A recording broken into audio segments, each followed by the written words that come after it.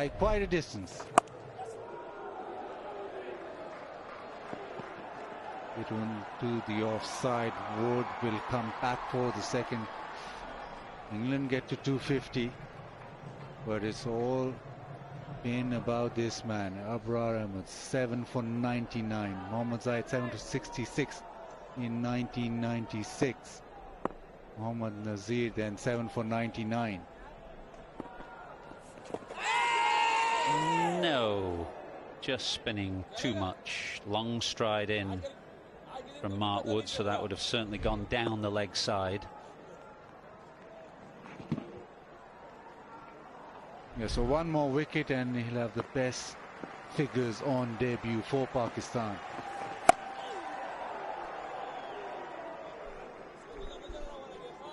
You see that batting card and you see all spin, spin, spin, taking wickets. Interesting to see the role Mark Wood would have to play with the new ball later on. It's got pace. That's on his side, of course.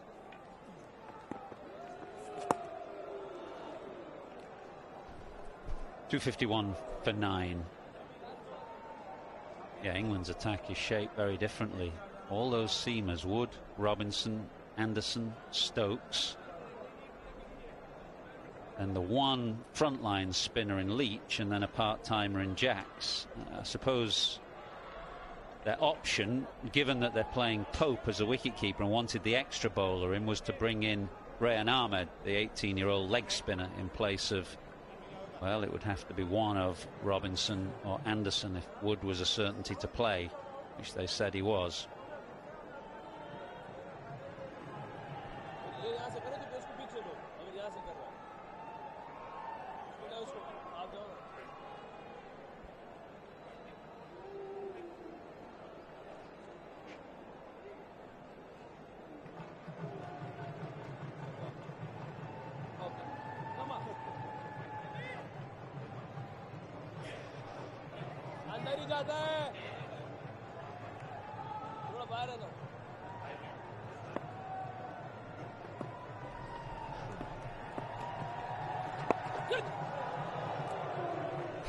Little nudge from Anderson.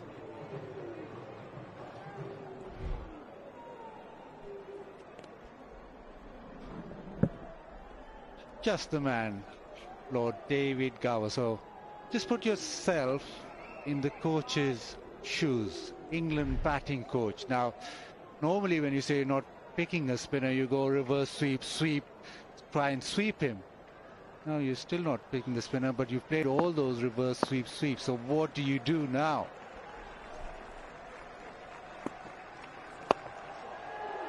Well, down the pitch, nicely struck. Confidently struck. The question still hangs. Well, this is well played. This is good footwork to get to the pitch, using the spin, going over extra cover. All runs happily accepted at this stage. 9 down.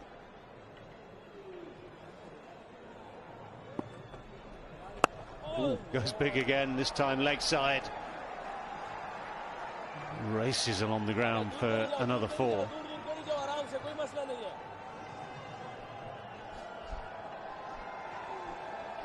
He's a decent hitter of the ball, isn't he? Anything full, anything short, uses his feet quite nicely. These runs are going to hurt Pakistan later. Gotta be careful.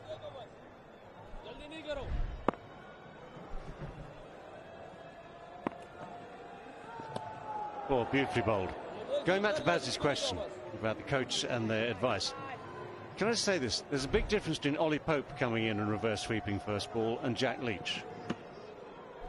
And the results speak for themselves.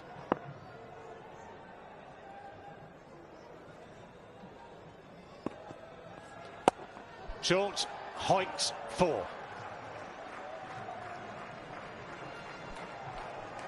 Well, these are good runs, 23 of 20, and he's dealing in boundaries. Third boundary off the over, just short enough to rock back, and that's a quality shot. And very ordinary bowling. He bowls one good ball and then he just loses it and bowls too short. Easy pickings. Ooh. So close, that could have finished it off. But it doesn't. 264 for 9.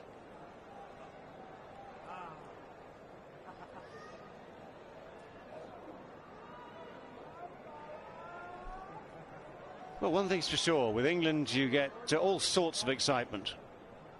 Positive approach has carried through the day. Some have made it work, some have not. 264 for 9. And bearing in mind the conditions today, so different to Rawalpindi.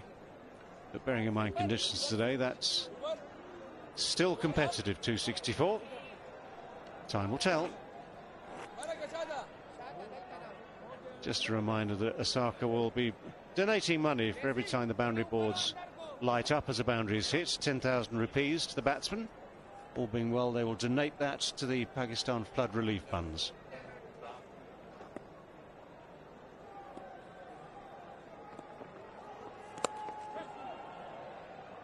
Well, it's kind of outside part of the bat.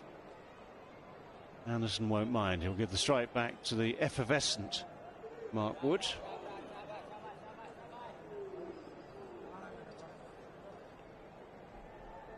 Such has been the day for Brar that this is the last time Munender Singh got 5 wickets before lunch in 1987. He's done it now, albeit an extended session, but still 5 wickets in the first session for a spinner. Come back for a couple. While he's searching for that 8th wicket, which will make him the only bowler for Pakistan on debut to get 8, but just cast your mind back when David Gower would have been at his peak. 1987, Munender Singh, last spinner to get 5 wickets in the first session. I was at a bit of a peak in those days, but not involved in that match. Mazza very helpfully saying it was against Pakistan. Just evades the man who is 20 yards in from the boundary at long on. Zaid Mahmood, so just gets past him, rolls away for another 4. These are indeed useful runs from Mark Wood. Very, very handy indeed of this last wicket stand.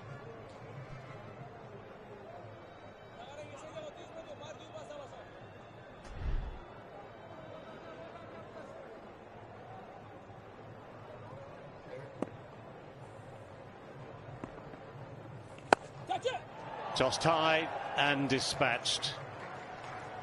Not a bad idea at all from Brar. He's used his varieties throughout this long spell. Long and successful spell, but this time Mark Wood's exuberance, the free swing of the bat, good enough to slap it away over extra cover. Well, he's reading him very well. Mid off, mid on, back on the boundary and hitting that over extra cover. Excellent. What about this one? Oh, that just dropped short. No, it's miscued. Miscued. Imam, who is one of the best, if not the best fielder for Pakistan, it just dropped tantalizingly in front of him and then probably spun away from him. It goes very quickly for 4. Well, this is the first shot Wood played where he lost a bit of control. Earlier boundaries were timed beautifully. He was on top of the ball. This time he was just a little miscue. Actually, looking again, Imam, as I say, who's a very good fielder, I've got a feeling he didn't quite pick it up straight away, because if he had done a couple of steps and a dive, he might have got underneath it.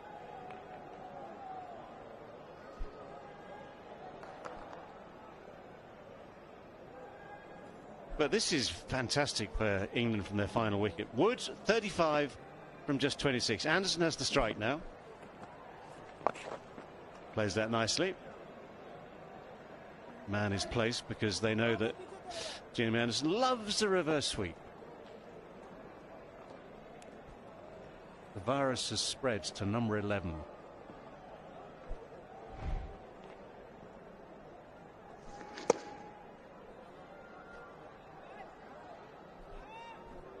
Yeah, If he would have taken one step extra, maybe that catch would have been taken.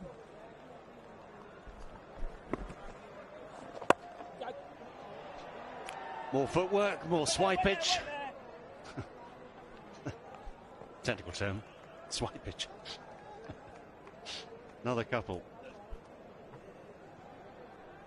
Partnership now 36. Wood himself on 36. He'll probably eyeing the 50, but these are important runs for England. If we can get to close enough to 300, they'll think not a bad effort. And these sort of runs eventually, normally, do hurt the opposition.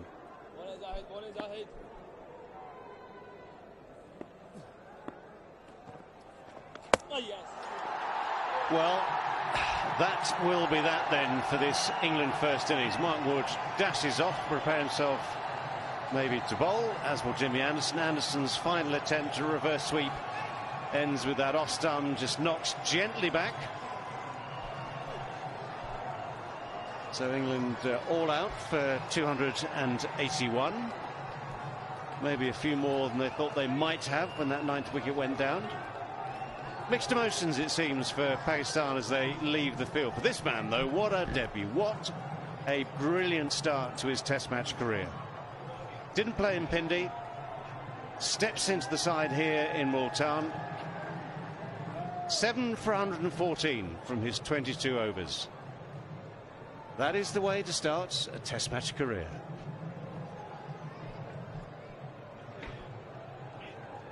Just take a moment to absorb all that. He's bowled magnificently. Didn't really get picked throughout that innings. The English batters struggled with his googly and his variations. He varied his pace well, but the mystery spinner has announced himself. Didn't play that first Test match, and now questions asked, why not? Because if he can produce a spell like this, pitched wasn't excessive spin, you'd say. First day of the Test match, you lose the toss and you toss it to Abrar Ahmed playing his debut game, and he gets 7 for. That's what dreams are made of.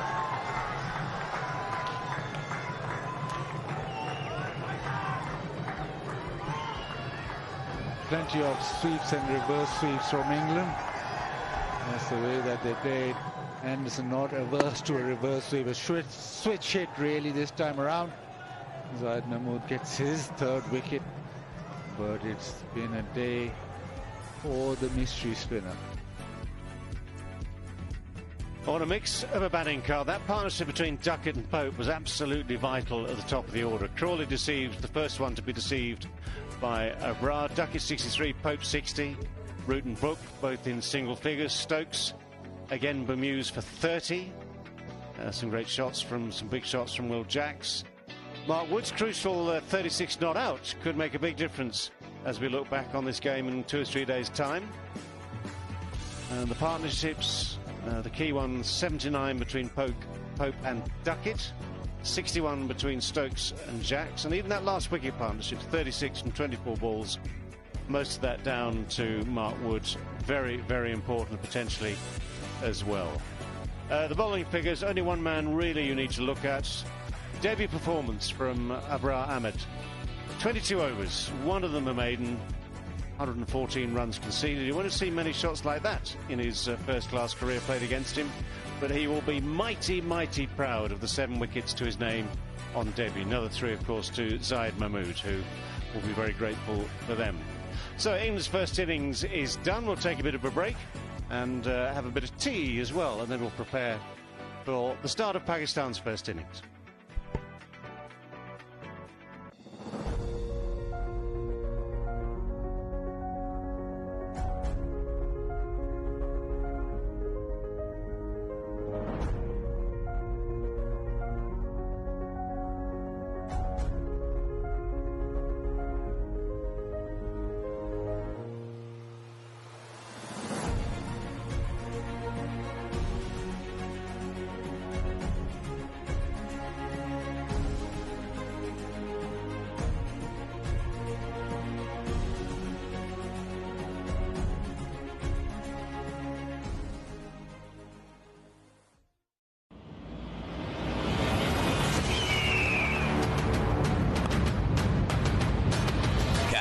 live action of Pakistan versus England. 3 Test matches series after 17 years in Pakistan. Rawalpindi, Multan and Karachi. 1st December to 21st December 2022.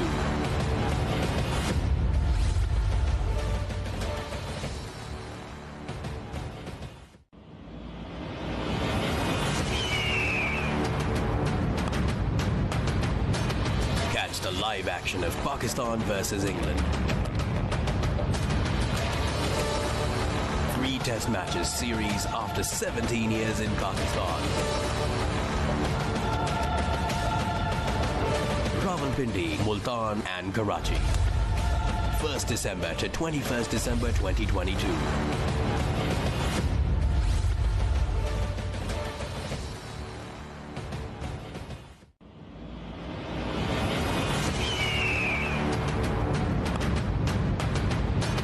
Catch the live action of Pakistan versus England. 3 Test matches series after 17 years in Pakistan.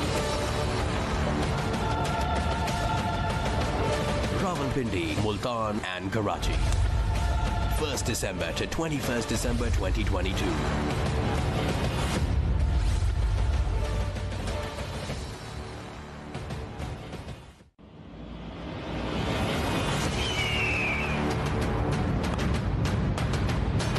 Catch the live action of Pakistan versus England.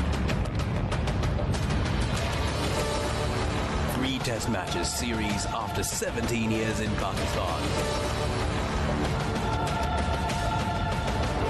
Rawalpindi, Multan and Karachi. 1st December to 21st December 2022.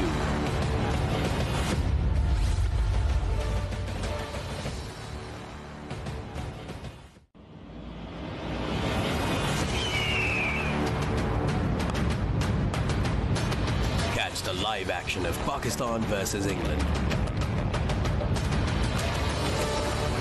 3 Test matches series after 17 years in Pakistan. Rawalpindi, Multan and Karachi. 1st December to 21st December 2022.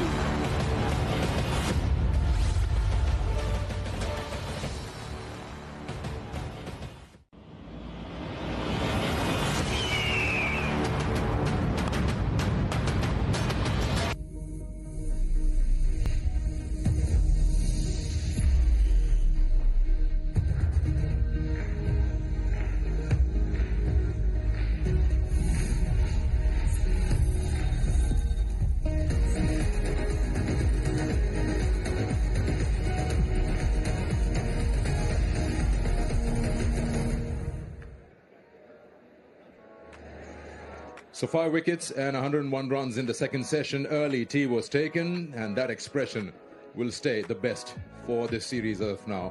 Abrar, a dream start on debut, getting 7 for 114 and completely ran through the England batting. Let's have a look at the batting card. It'll be Abrar all the way, and then Zayed Mahmood coming in with 3 wickets in the end to wrap up the tale. 281 is what England managed after batting first and winning the toss. Quick look at the bowling as well. And again, 7 for 114 for Abrar. He's the one who led the way. And his partner with spin, 3 for Zayed Mahmood.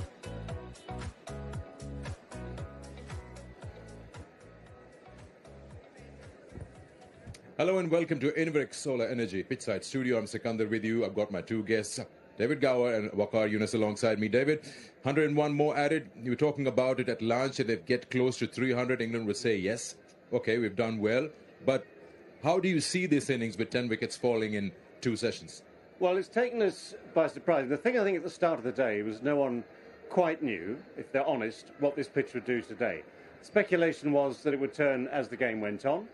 I don't think anyone realised it would turn as it has done today, and that this is the sort of cricket we'd watch. England had to play not an entirely different form of the game, because you saw that partnership at the start between Duckett and Pope, the second wicket, where they were doing all the same things they'd done in Rawalpindi. The pace was up, they were playing reverse sweeps, the whole thing.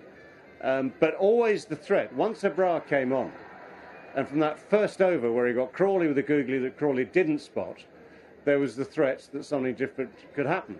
At the end of it all, okay, this is so different from the way Pindi went, but at the end of it all, 281 isn't that bad. Is it really about the turn on the pitch available, or is just the Abrar factor that you feel that 10 are down for 281?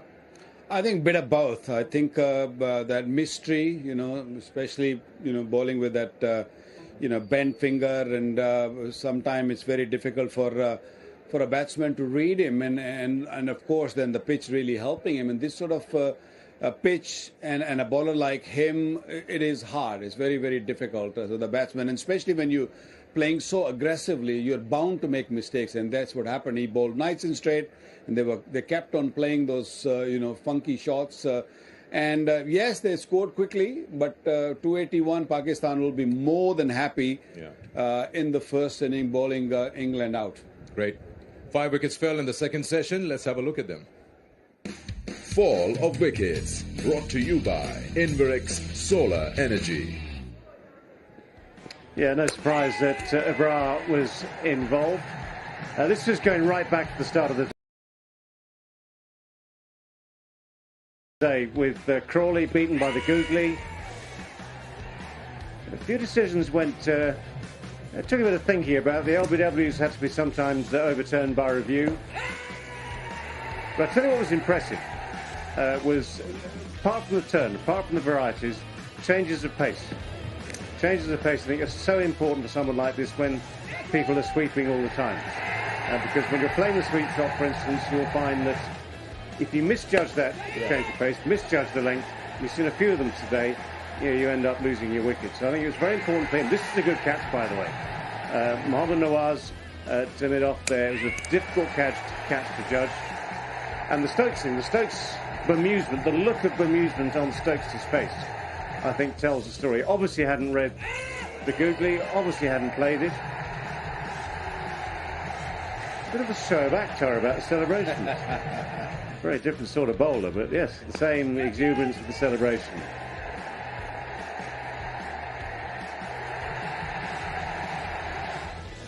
Playing too many shots, I guess, and then Zahid, who's been very, very expensive in the last game, has picked up 3 at the end.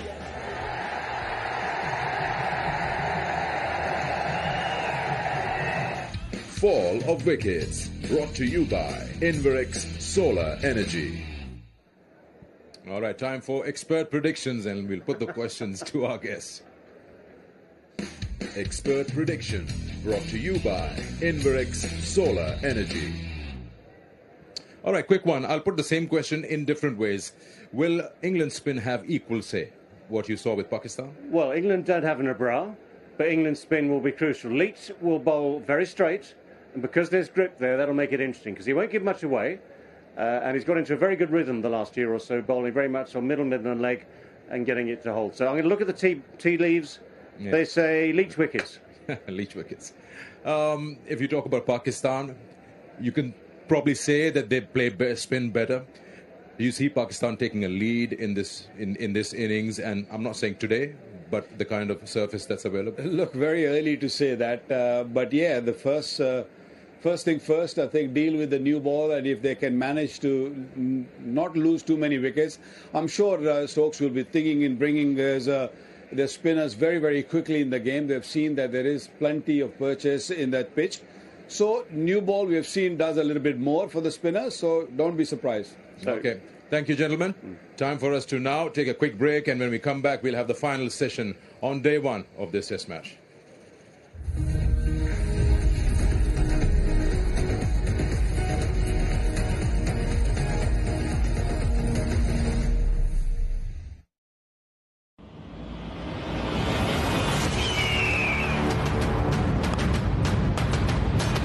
Catch the live action of Pakistan versus England. 3 test matches series after 17 years in Pakistan. Rawalpindi, Multan and Karachi. 1st December to 21st December 2022.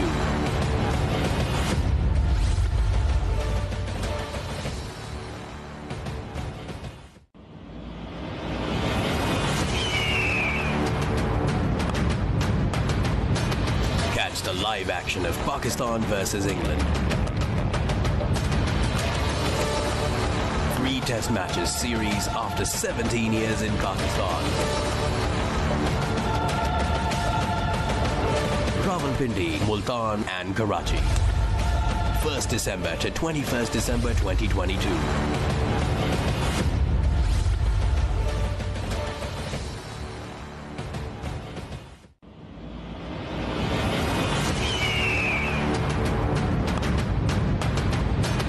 Catch the live action of Pakistan versus England.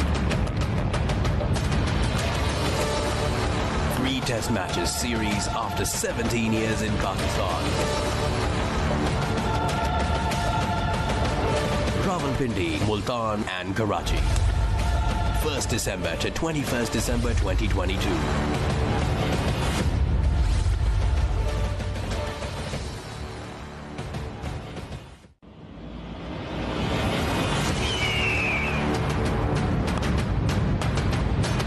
Catch the live action of Pakistan versus England. 3 Test matches series after 17 years in Pakistan. Rawalpindi, Multan and Karachi. 1st December to 21st December 2022.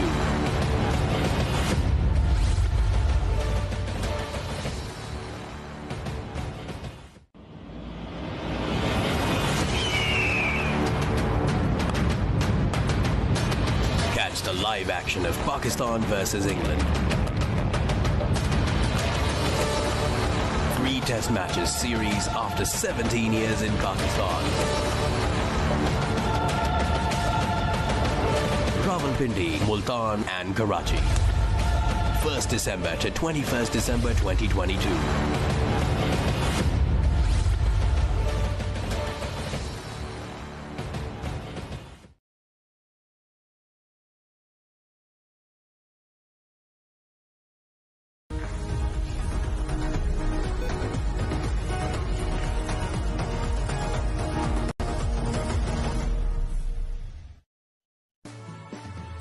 Welcome back to a rather hazy Multan. It's tea time on day 1. The DAFA News presents KFC Pakistan against England Test Series. It's the first day of the second test. Of course, England are 1-0 up, a dramatic victory in Rawalpindi to go 1-0 up there. But a change of strategy here from Pakistan, who produced a slow, low turner, fill their side with spinners, and a bowled England out in the just under 52 overs for 281. Abrar Ahmed taking 7 wickets on debut. A wonderful performance from him. 3 to the leg spinner Zahid Mahmood. So Pakistan's spinners shared all 10 wickets. Mohammad Nawaz did a good job as well, bowling a dozen overs or so, but failed to take a wicket. It was 7 for Abrar, 3 for Mahmood, all 10 falling to spin. England, of course, played aggressively. That was the first to go. Zach Crawley failing to read the googly from Abrar, who then picked up Duckett, LBW on review. At this stage, we'd had 2 or 3 decisions overturned on review. There were 4 overturned before lunch in all. That was a beauty to get rid of Joe Root.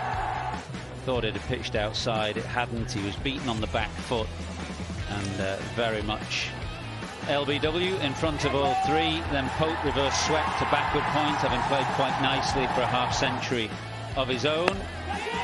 Brook, just before lunch, may regret choice of stroke when he tried to loft the spinner and was taken at mid-off. That was 5, and that was the response to taking 5. Ben Stokes' response to being beat by Googly was a look of absolute shock. Didn't read it. That was the 6th for Abrar, and then the 7th came when Jacks aimed a big sweep to leg. That's been England's policy today, to sweep and reverse sweep at every opportunity, and at this stage Abrar was on for all 10. Then Zahid came into the attack and rather, well, spoiled the story to some degree. He picked up 3 wickets, the 3 tail-enders to fall. Leach first ball, aiming an uncharacteristic reverse sweep, and the last man, Anderson, departed the same way.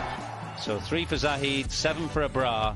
England bowled out for 281 in 51 overs, so scoring at more than 5.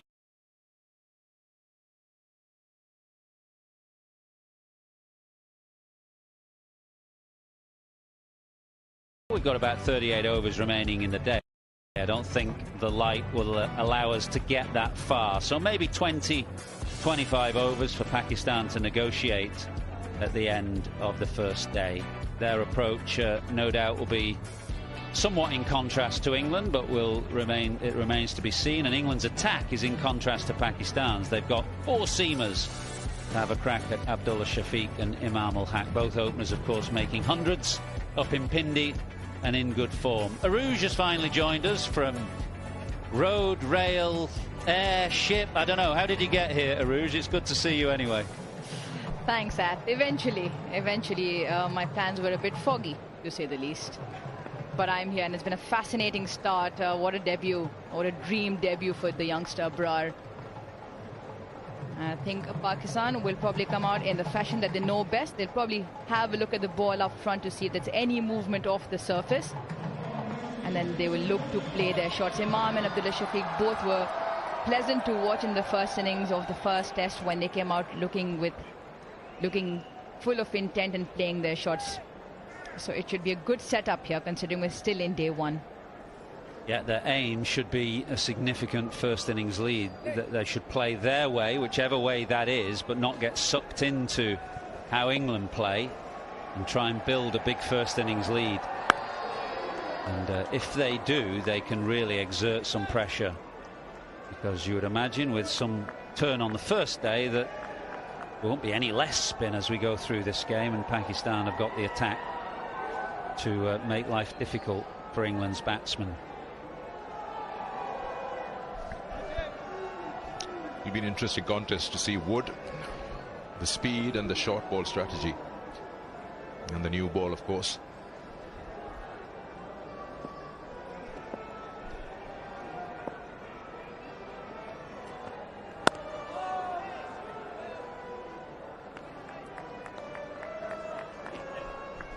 Pakistan bowled 10 overs of fast bowling with Muhammad Ali in his second test match, and then Fahim Ashraf just being brought in. It's just been spin all the way. 7 for Abrar and 3 for Zahid. How quickly we'll see spin coming in operation here, and only time will tell. And how these two openers perform.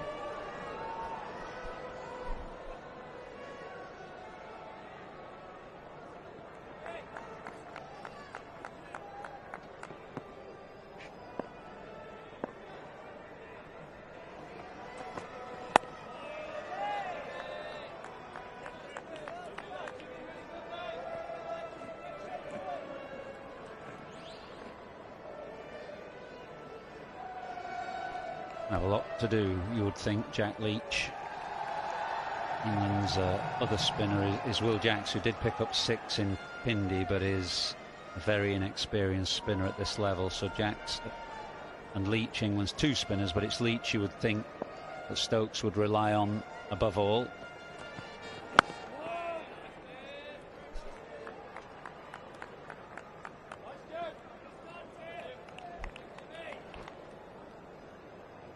It's important that Pakistan play the way they feel comfortable. It's not easy considering when the opposition team is scoring at a rate of knots. They did that in both innings in the Rawalpindi test as well. But Pakistan will feel that they've done well to restrict England to 281.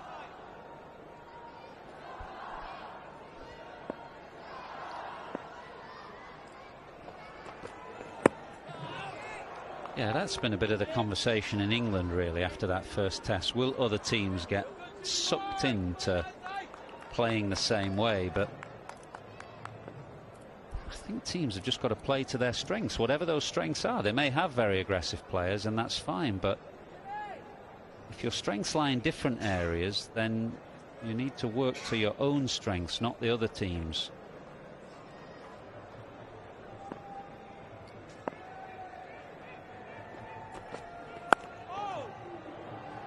In swinger from Anderson just runs off a thick inside edge and gets Abdullah Shafiq off the mark, 1 for none.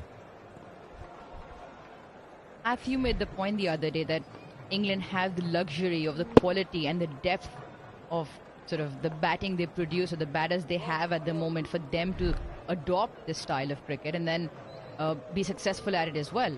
I think ever since Stokes and McCullum have taken over, they won 7 out of the 8 test matches. Yeah, that's exactly right. They've realised that that's where their strength lies, in their aggressive batting, and they're going to back it. And Stokes is also going to back Jack Leach here.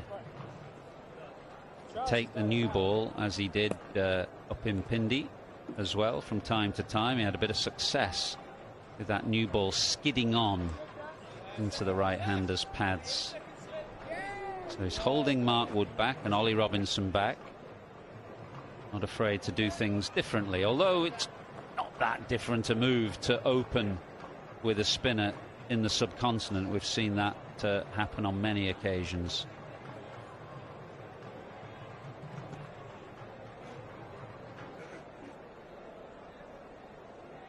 Come on then, Natta. Straight to your work, boy. Talking about if other teams would get sucked in to adopt that kind of cricket which England is playing in the longer format.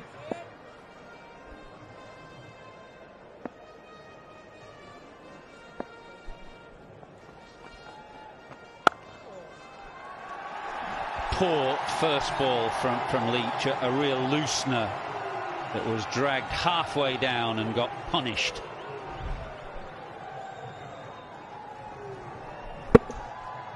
Yeah, that would have been my question to you, that if you look at the other spinners, apart from that Abrar factor, were they posing a threat to the England batting?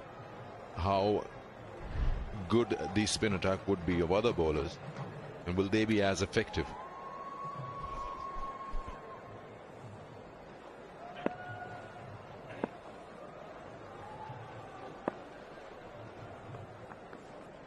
Oh, that's nice, boy. Little toweling thing that Leach has on the back of his trousers to keep his hands dry just fell off then, and Abdullah Shafiq was concentrating so hard on the ball he didn't notice, thankfully.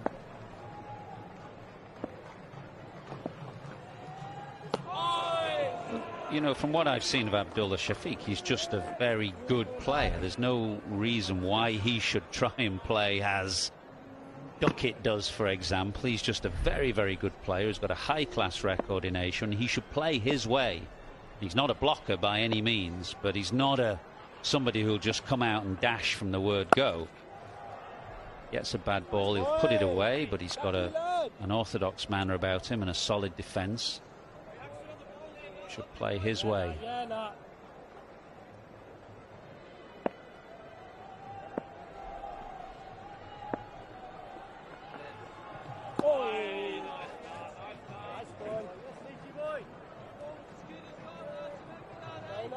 Very nice, boy.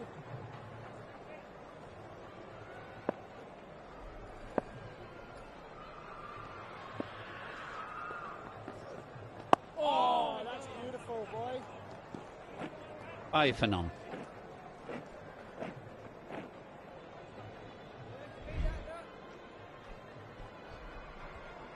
Getting turned with the new ball, getting it to bounce as well as it would with a hard new ball. With promising signs here for England. Obviously Ben Stokes going with Leach with the new ball, with the odd one angling back in with the arm skidding on, or the LBW might also come into play.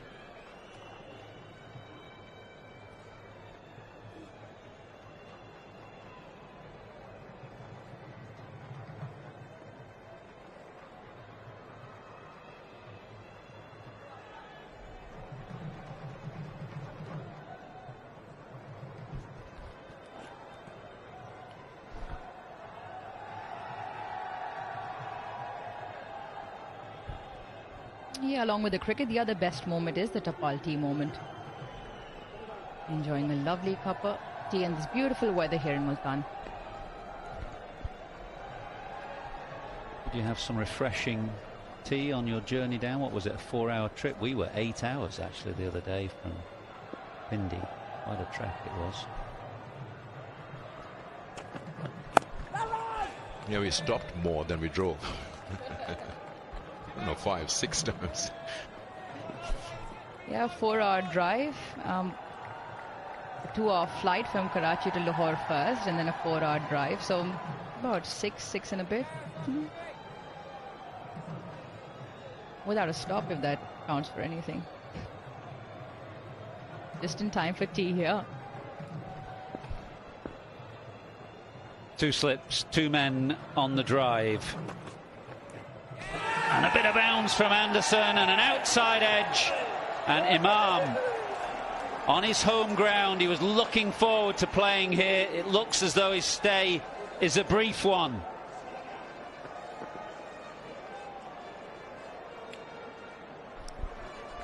Yeah, Alim Dar didn't go up straight away.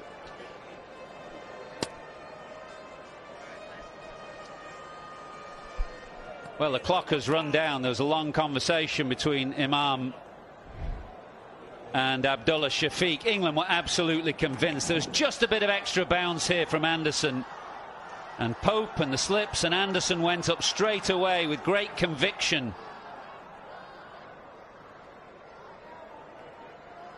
And that's why a clear outside edge. So Imam's stay just lasts 2 balls here in his hometown. He's gone for none. Pakistan 5 for 1.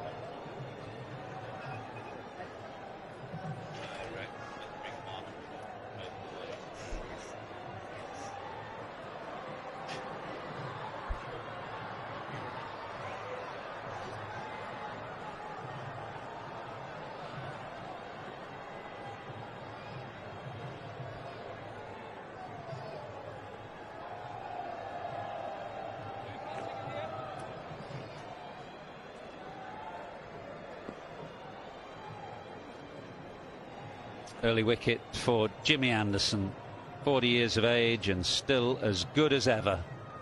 Bowled brilliantly in Pindi. He's got an early one with the new ball here, and now has Pakistan's captain in his sights. And I wouldn't be surprised at the other end to see Mark Wood come into the attack quickly instead of Jack Leach. The way that Babar Azam got out in the second innings of the game at Pindi, I think England's ploy is to try and rough him up with a bit of short stuff.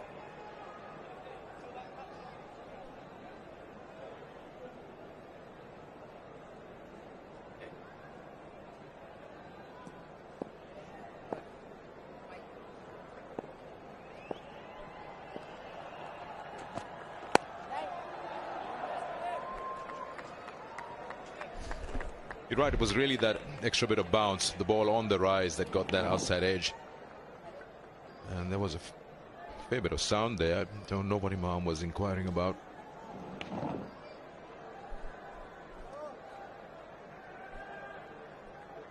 Yeah, it's a pretty slow surface here in Multan, but high release point, and the new ball just brought a bit of extra bounce, and that's a risky shot when there's a bit of bounce. If you're forcing off the back foot away from your body, as Babar Azam did there, then you can get into difficulties. But he stood tall, got on top of the bounce, and he's off the mark. Yeah, just pushing at this one a little bit. Almost just held up. He was lucky it didn't go to hand there. Yeah, coming back to Wood versus Babar in the recent T20 series, Wood only played the 2 games, and he actually got Babar in both of them with the short one. The surface might not be as quick as the one in Lahore or Karachi, but won't be long before that is a contest. The other thing as well is Babar also does sometimes struggle with the ball that comes in. So it might just be worth Ben Stokes giving one more over to Leach with the new ball, targeting Babar's stumps, because he does have a tendency to get wrapped in front, looking to nudge the ball onto the leg side. Yeah, we'll probably have an over or two with Leach and then move quickly to Wood. 8 for 1, 3 gone.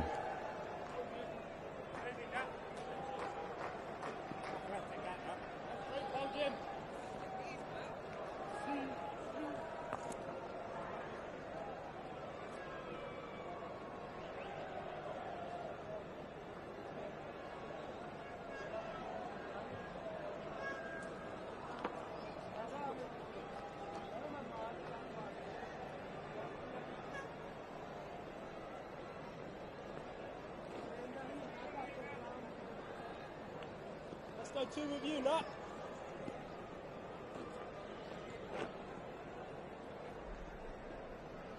Two with you here, boy.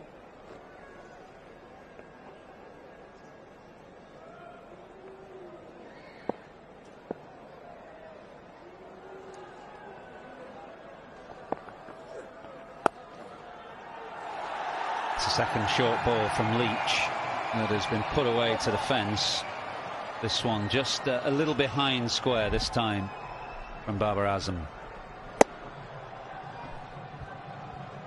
Yeah, the half tracker. Babar won't mind these. Getting a good feel on his bat earlier on.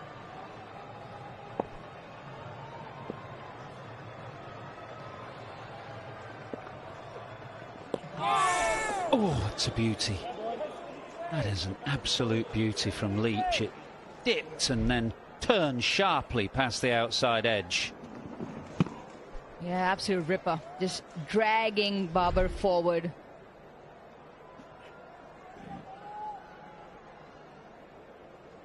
What a comeback delivery.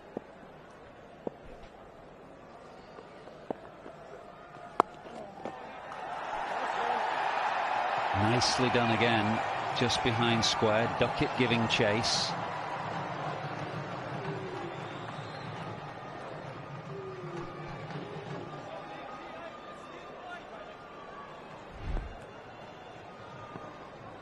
Beautiful delivery this from Leach, just about the perfect template really. Angling in, dipping and then turning sharply off the deck.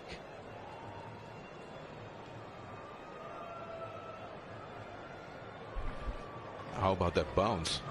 Good take by the keeper. Yeah, be a good challenge this for Ollie Pope. Only keeping wicket in the first test because of the illness to Folkes, and keeps his place as a wicket keeper here because England won the extra bowler. But this will be more challenging, you would think, given that there's more turn than the first test match.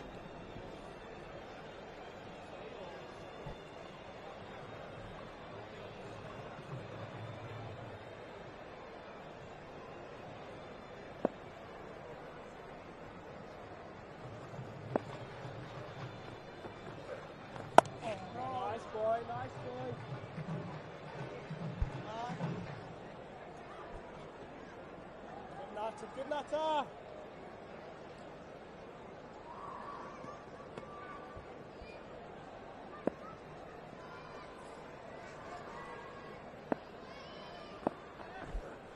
Oh, that's a nice ball, boy. 15 for 1.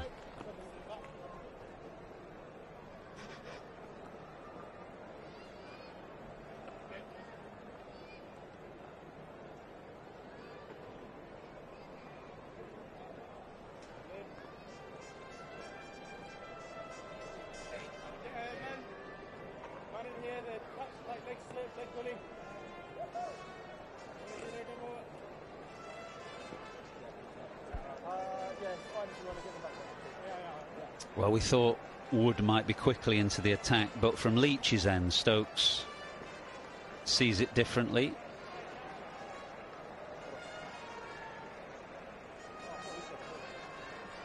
And just looking at the field with that deepish short leg, a leg gully as well, that's Anderson.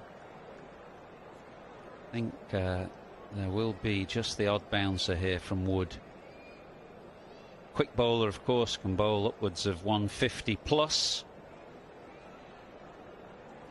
missed the first test with injury, was always scheduled to play here in the second at Multan. And he normally comes rushing in with great enthusiasm and hurls himself into the fray. You'd imagine he'll do the same here. Yeah, predominant leg side feel. Short leg catching, short mid wicket. And there's a man that just rolled back about 15 yards in deep square. So there are two men stationed for that short delivery. Looks like there'll be plenty of body line bowling here as well.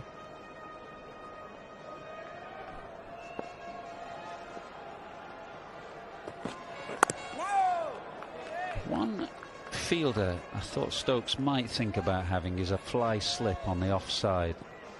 Maybe instead of Duckett. Duckett is at mid-wicket.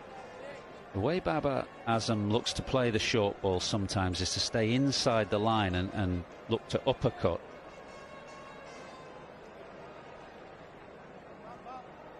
And if Stokes put a kind of fly slip in place, that would cut off that opportunity to play that way. It was the first test where you can see he's just looking to stay a little bit leg side of the ball.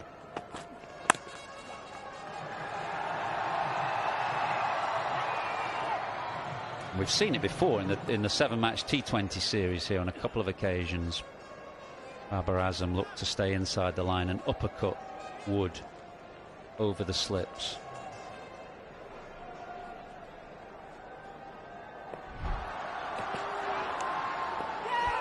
A lot of right-handers would get across to off stump and look to work that off their hips or chest. Babar goes the other way, stays leg side of the ball.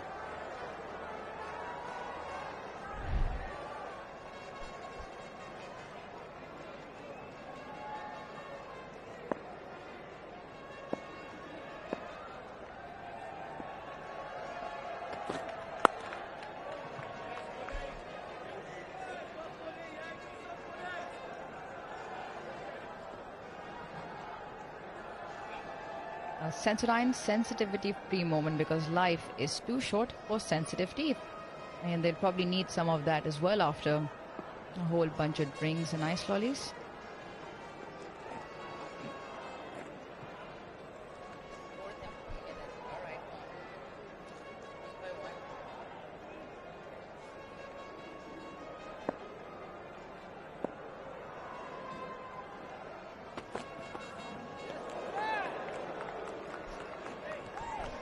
Coming back to the point of how Babar plays the short delivery in particular, he doesn't really look to hook behind square.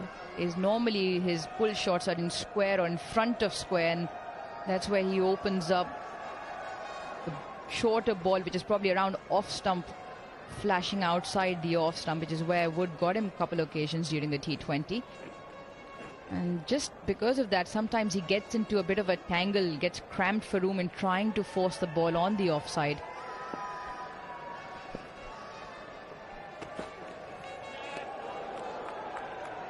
It's a lively start from Mark Wood, as you would expect.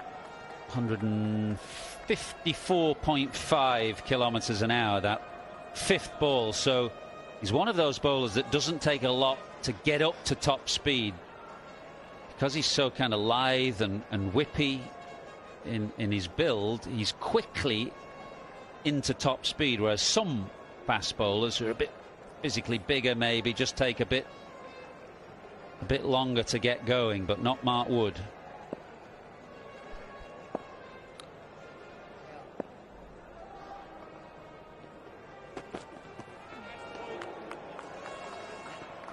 $16 for 1.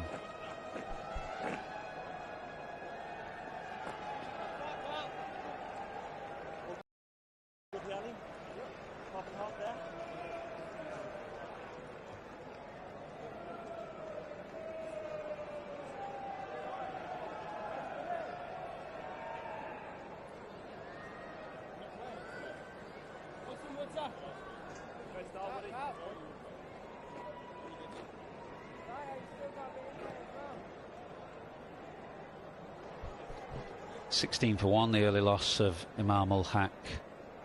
was taken at the wicket without score off Anderson. Leach and Mark Wood operating in tandem, slow and quick, very quick.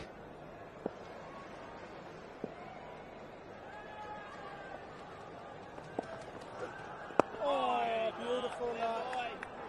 That's nice. Recently, there has been a lot of talk about Pakistan and trying to play that short ball. And Pakistan's played a lot of wide ball cricket, and they've tried to score against that shorter ball, which they've failed on more than one occasion. But that really didn't have everything to do with Mark Wood's speed. Even Sam Curran, who's not anywhere close to Mark Wood's speed, was the most destructive whenever they tried to hit him away or try to score runs against that shorter length. They just failed to come to the party.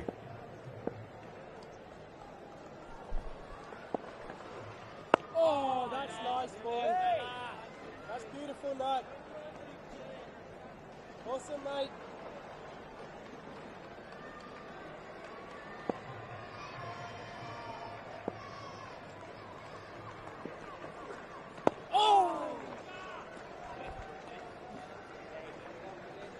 Babar obviously batting 3 because of the team change. It's a position that he hasn't batted too often recently. He normally bats at 4. With Azhar Ali not being in the lineup today, he's come at 3. He doesn't really average a lot at 3 in the recent past, just averaging below 30.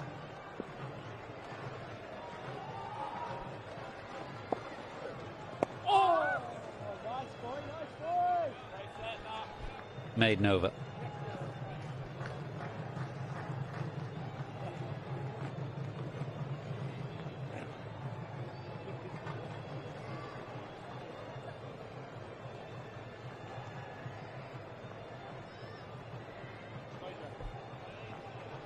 What was the feeling about the leaving Azhar Ali out? Did that come as something of a surprise?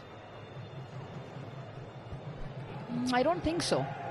I don't think that it looked like it was on the cards for a while.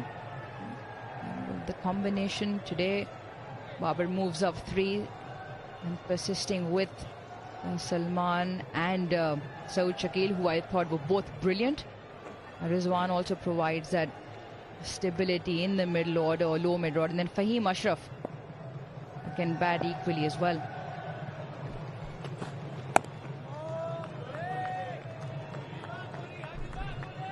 To fit in Nawaz, Zahid and Abrar, probably couldn't see any other option who makes way apart from Azhar Ali. I'm not sure what his finger is like, as he got a tired hurt in that second innings and came back later on the other day to bat.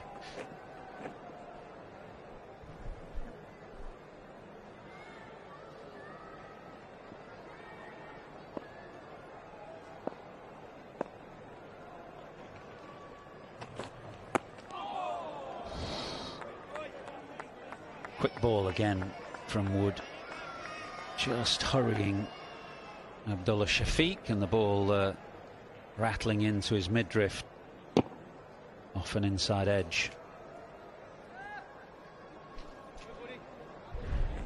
Now we're speaking about Babar Azam and how he is comfortable at 4 and has played 36 innings, averages 30, half of them about 18. Earlier on in his career, used to bat at 3 and then he dropped down to 4. A recent game in Sri Lanka where Azhar Ali was not in the squad again had gone to 3, in a similar position here today. Goes for it this time. Previous over, he was keen to get under the bouncer. Remember that in the second innings, Abdullah Shafiq was one of those Pakistan batsmen that fell to the short ball. He took it on and takes it on again here, and a top edge flies over the keeper's head. He has the extra pace of Mark Wood, not in complete control of Abdullah Shafiq. Top edge is straight behind the keeper.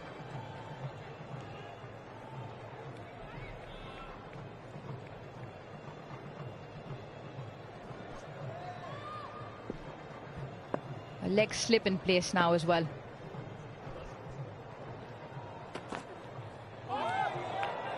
Yeah, goes offside this time. That's how we kind of expect Babar Azam to try and take Mark Wood on.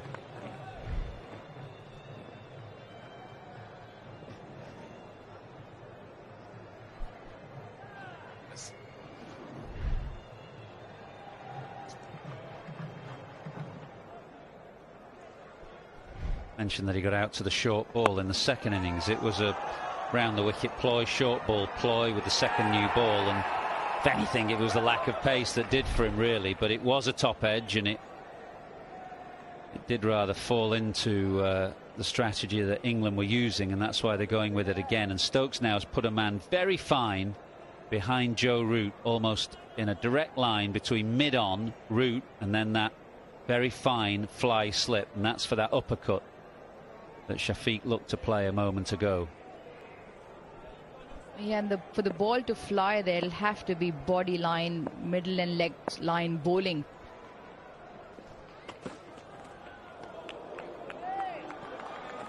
That's really well played. Really, there are no options to take the short ball on. There's a deep square, that's Duckett. There's a fine leg, I think that's Anderson.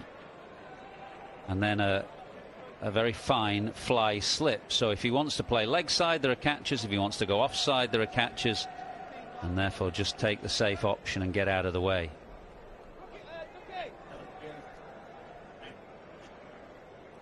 .156.6 the last ball from Wood, 97 miles an hour. This is top speed by any standards.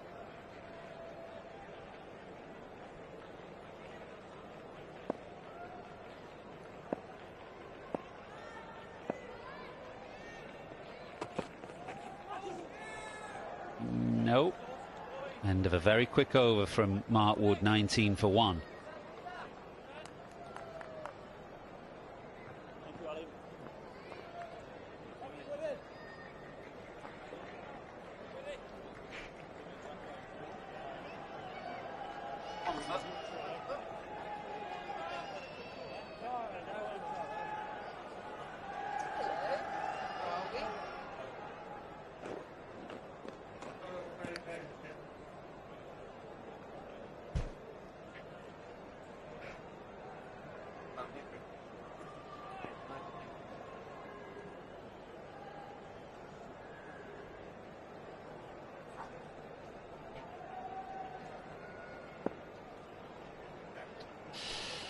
Jack Leach, fourth over, none for 11 so far. 1 or 2 have passed the bat. Now that is what Jack Leach has been trying to do all the way along. That sort of line, that sort of length, drawing the batsman forward. A little bit of indecision, just a bit of loop. It turns from there. It's good news for Jack Leach.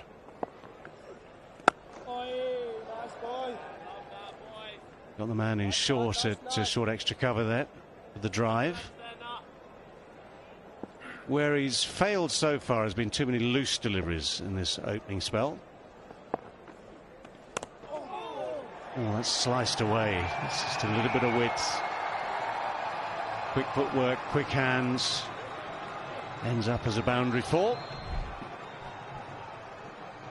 Babar's sitting on that. He wants that slight bit of length to just rock back. He knows if he gets any piece of that, that'll race away. With the new ball especially, it'll skid away. So he's just wanting Leach to drop slightly short. That is probably the perfect length. And when Babar has struggled against left arm spin, is that length and the ball sort of darting back in. We haven't seen that as yet. The new ball, more opportunity just to get that ball back into the right-hander. Oh, that's nice, boy. Beautiful night. Well, he's getting good drift. And every time he's bowled a little short, Babar has taken advantage. Oh, that's a good ball, Nat. 24 for 1, 8 overs in. Yeah, the cardinal sin, I suppose, slight exaggeration, but the error is if you drag it short on a pitch like this. He's got the new ball, therefore a brand new seam. I don't know whether sometimes for the spinner that brand new seam sort of sticks in the fingers a little bit. But you've got that seam to bite into the turf, all being well. A little bit hard for me to tell that, but I'll try. Yeah, especially Can I say, Vakari, you're the better option than Bazit, okay? Always. Well, I feel when you're given a new ball, it's just the added pressure also. Don't forget, you have crossed all the fast bowlers and you've been given a new ball. That pressure also mounts into you. And it takes a couple of overs to settle in. And I think, yes, he's bowled that delivery which went for 4, which Babar cuts. I think he tries to bowl that delivery which we were just mentioning about, which Bazit was talking about, that arm delivery. Didn't land in the right area. Yeah, I don't mind the attempts at the arm ball. It's just when the orthodox delivery comes out wrong and drops short, that means when you see people like Babar at the crease, you know they're just going to rock back and probably hit it for 4. But I know we're very, very demanding up here.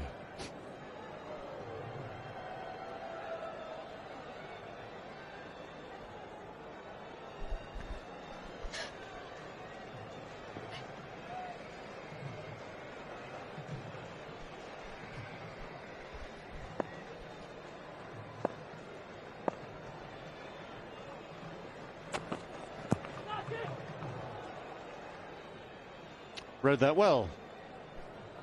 It's got on top of it. Little nudge around the corner. Yeah, let's go back to the previous over where Leach tried to just bowl that arm ball. I think he just tried that delivery to just come in a bit. It didn't. And just because he was a little bit outside the off stump, Babar had little time to sort of cut it away. 92 kilometers an hour that delivery was. It was quick. The idea was to bring it back in. It didn't really sort of start it in, which he tried to do. So he is trying to bowl that arm ball. Babar has struggled in the past against that delivery.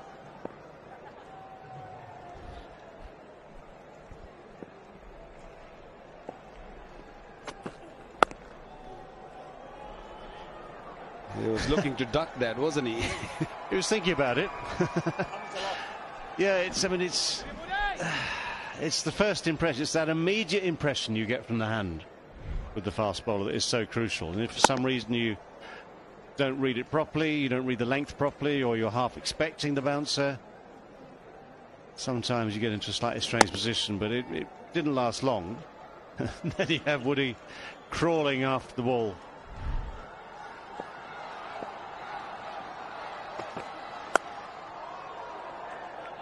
Well, I tried to help it away. Didn't quite time it. I'd imagine Mark would be used in short bursts here. I mean, this sort of pace, you don't bowl long spells, do you? Unless something's going really well. You just try and get the maximum pace for a short burst. See if it works for you. He'll give full effort. He'll give 100% effort, that is for sure. Got the other options, of course, Anderson, Robinson with that extra height maybe to take over.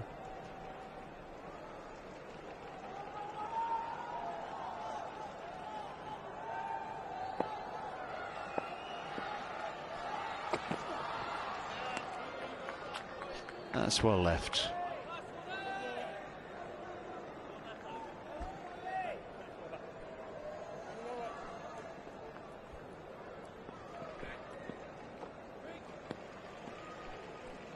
Quick mention of the Osaka batteries. Every time a boundary is hit, the boundary boards light up with the Osaka. 10,000 rupees goes to the batsman.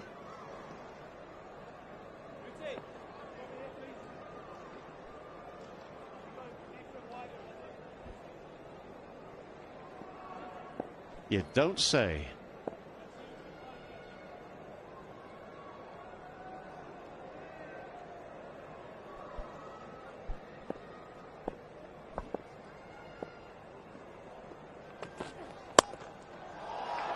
That's up and over the offside. There was width there from Mark Wood. That's nicely played. Just no danger involved in the shots. Clearing the fielders nicely. Boundary to finish, 29 for 1. Babar much happier when he's playing through that offside rather than onside. He allowed the short deliveries from stroke to go to the keeper from around the wicket, but over the wicket gave him a little bit of more room to go over the top. Wood has bowled 3 overs, gone for 10 runs, bowled quickly, maybe 1 more overs. You don't want to burn him out. He's just coming back from the injury.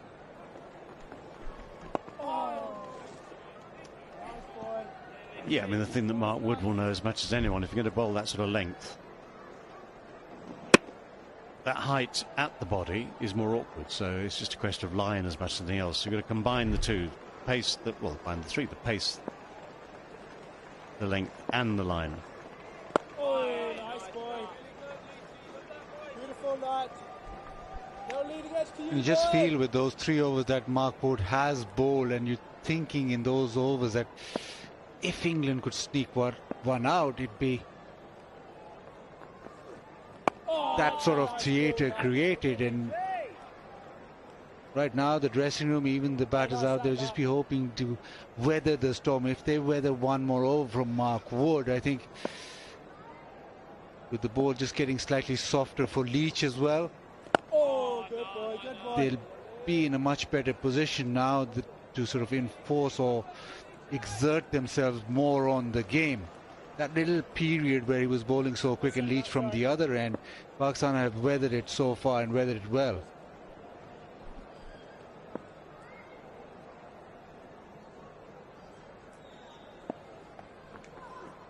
Oh, that's a good ball, that. Very nice, boy.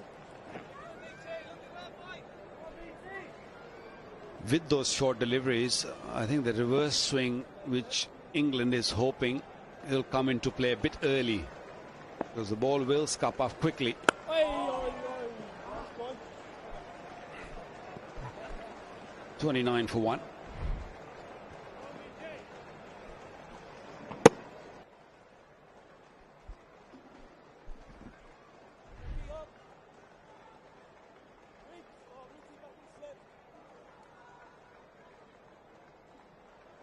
Well, Mark Leach has bowled some long spells this year, actually, in the Caribbean in March, on some slow pitches there. A lot of this sort of thing was required from Mark Leach, but by and large there he kept it tight.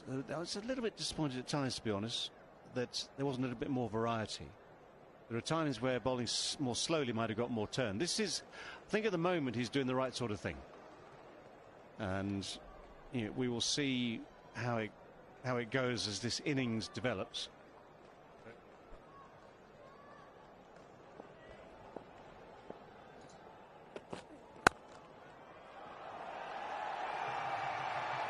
Well, that's actually sweetly timed.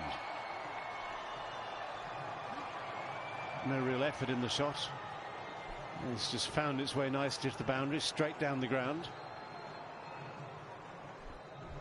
Once again, Babar was expecting a short delivery, and very last second, when he saw the ball up, pitched up, the footwork was just perfect. Shifting his weight nicely, a very rare full delivery from Woods. He looks so elegant when he plays that straight drive and that cover drive also. It's worked through the onside this time. Robinson jogs round after it, just the two.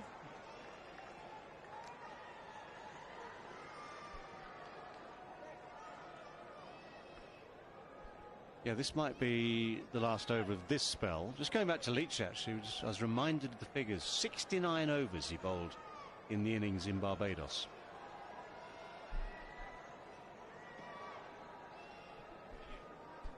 Well, Barbados is not an easy pitch to bowl, especially for the spinners. It does help a bit to the pacers, but when it comes to spinners, it's a hard work. Well, it was. It didn't really help the seam as much this time either. It was a very low, slow pitch, especially for Barbados. I mean, we can all go back over the years and think of Barbados pitches that have been seen green ones, I've seen quick ones, I've seen medium pace ones. It's a shame actually for a ground like that. Now, the new ground, if you think about it, Barbados, lovely ground. The old one had sort of rustic charm to it and a lot of West Indies support, but you used to have good cricket pitches, and I think it's such a shame when, for whatever reason, pitches seem to be allowed to die.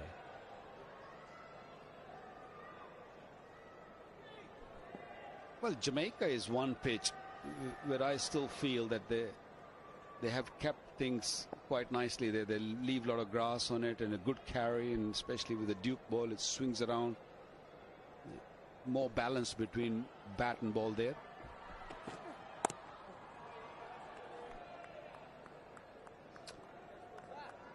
Trouble being that West Indies doesn't necessarily schedule test matches that often in Jamaica. I mean, for instance, when England go there, the two prime islands candidates for games are Antigua and Barbados because of the travelling support. I mean, this is, again, one of the key things that's changed down there in the Caribbean, that, just to use the example of an England tour, most of the crowd has come in from the other side of the Atlantic, from England. So they design, last time around it was Antigua, Barbados, Grenada, three islands where they love the tourists, where the tourists love to go. So, accordingly, places like Trinidad, interesting ground, Jamaica, Georgetown, Guyana. Oh, that's interesting.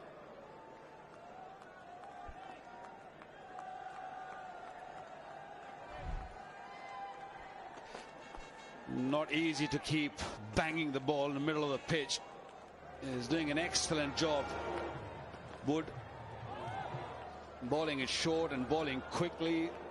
He has troubled both Pakistani batsmen out in the middle. Bowling at good clicks. 154, 154.6. Getting quicker and quicker.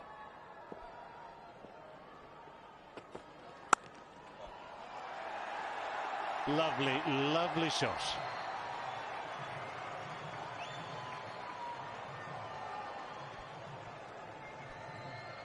$39 for 1.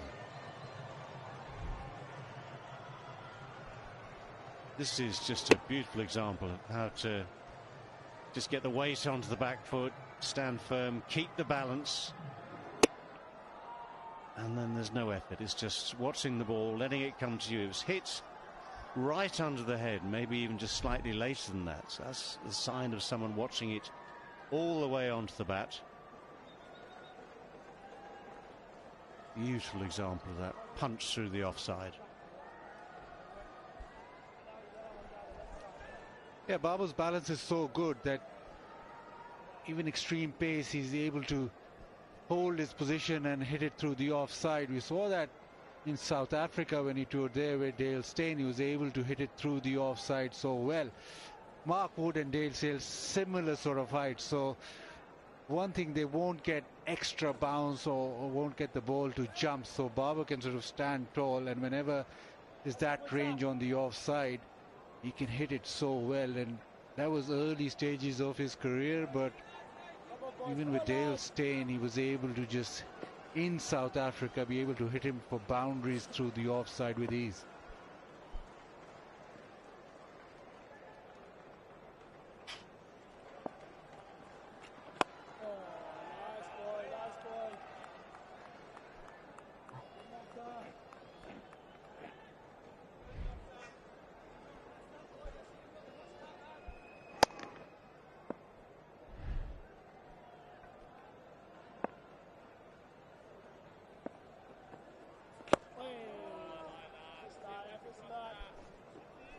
Just sense Abdullah Shafiq wants a boundary. He just wants to get at Leach. Leach has just built a bit of pressure by bowling consistently as he go down the ground. Oh, nice boy. Good skills, boy.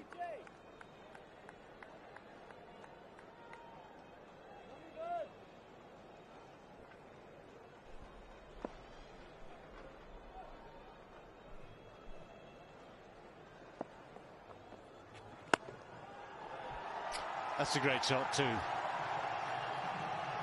Well, if he was looking for a boundary, he's found it. But great footwork, nice technique. Just finds its way through in that gap at extra cover. Very good, very nicely indeed. He's settling in that role as an opener very, very quickly and very well. Abdullah Shafiq, not much of an experience from the first class, learned the art of batting at this level on the spot.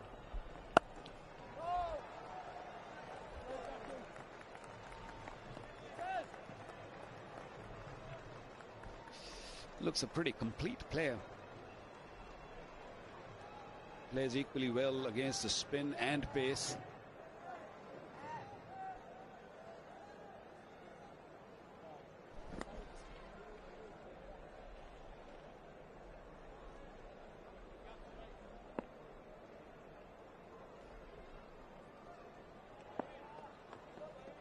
Oh, that's a nice ball, that.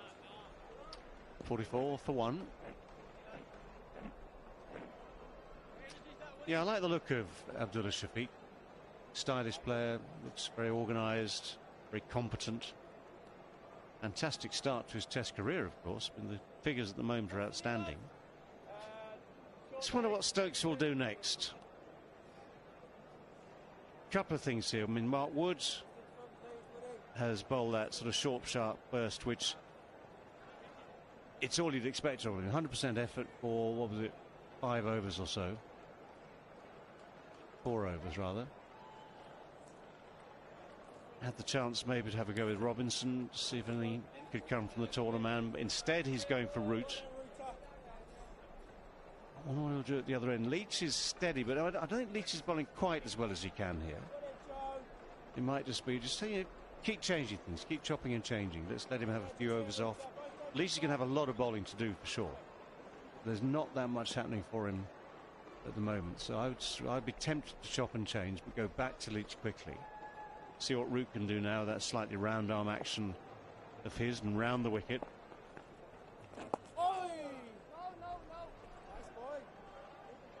So you're thinking Robinson hasn't had a ball yet in this innings. It's into the 13th over, so you'd expect the ball to be pretty hard still. Just past the leg slip.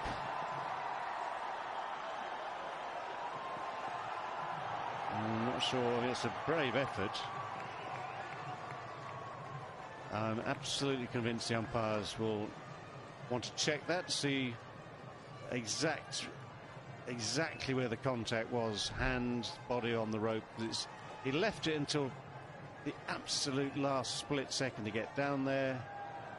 Has he managed to? No, he's crashed the Toblerone. Close run thing, this.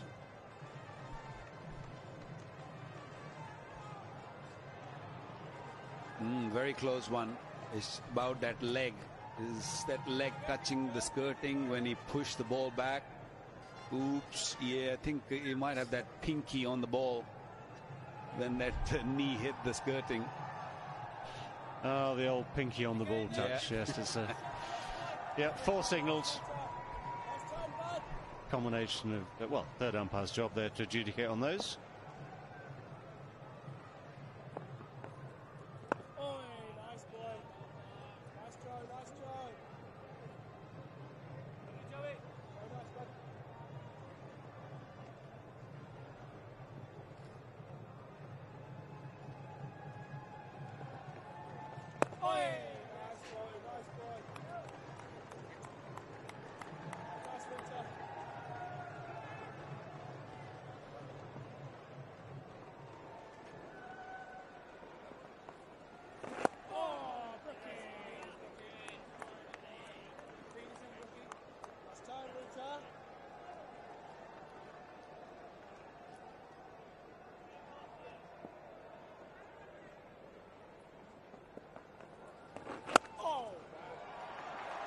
Beautifully timed.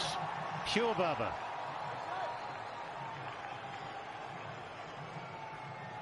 just that little drop of length, and it's more than enough for him to put it away with style. 51 for 1. Yeah, you get offline a little bit and Babar will punish you. Outside the off stump, had a little bit room there. Few problems there for the captain. 50 up for Pakistan at a good rate, 3.92. I think Pakistan, that's what they look to do, somewhere around 3.5 to anything between 4. They'll be happy. They would like to bat long. They're not in any rush. They will not play too many of those funky shots. They will look to play traditional test match cricket. Yeah, I mean, things have changed the space of, the change of innings. For Pakistan, you had leg spin, wrist spin, mystery spin. And you had some very unorthodox, or currently orthodox, reverse sweeps, the whole thing. Now you've got orthodox spin, orthodox spin, and orthodox play too at the other end. Lots of straight bats, backfoot shots, cover drives. It's like having 2 eras of the game on the same day.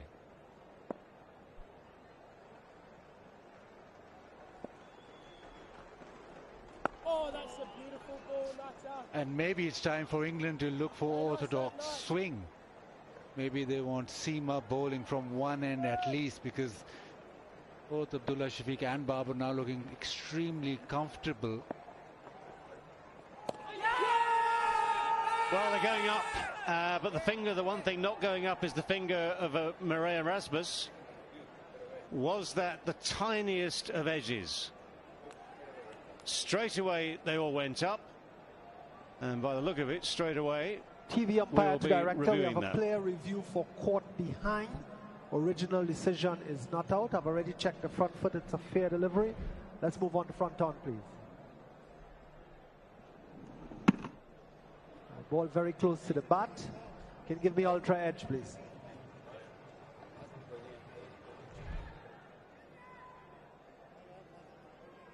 Standing by Murray. Ultra edge coming up now. Flat line, yes. I have a spike, freeze it right there. I have a spike, but the ball is next to the bat. Murray will have to reverse your original decision of not out to out. Simon put Murray back on screen. Murray's signal now. Well, that's why England were confident. The faintest of edges. The absolute faintest of edges. You can understand maybe an umpire not hearing it at the other end. But Ollie Pope was confident. He juggled the catch, but the ball stayed up and finished up in the gloves. But for Abdullah Shafiq, he'd have known as well. He'd have been the first to know there was that tiny touch. But he is the one walking back. And for 14 and Pakistan, 51 for 2.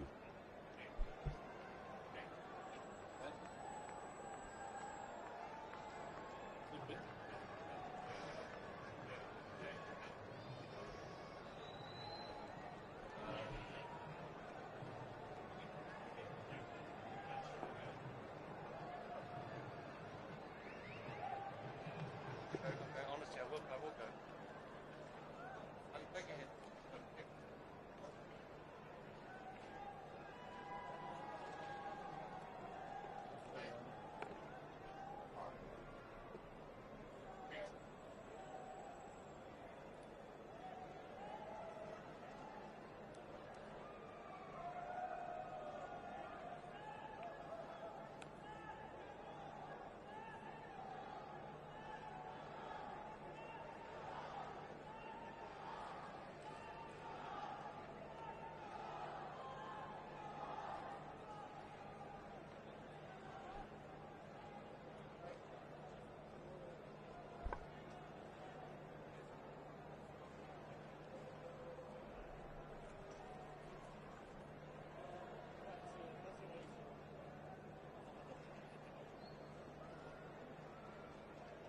The England spinners have got 100 wickets.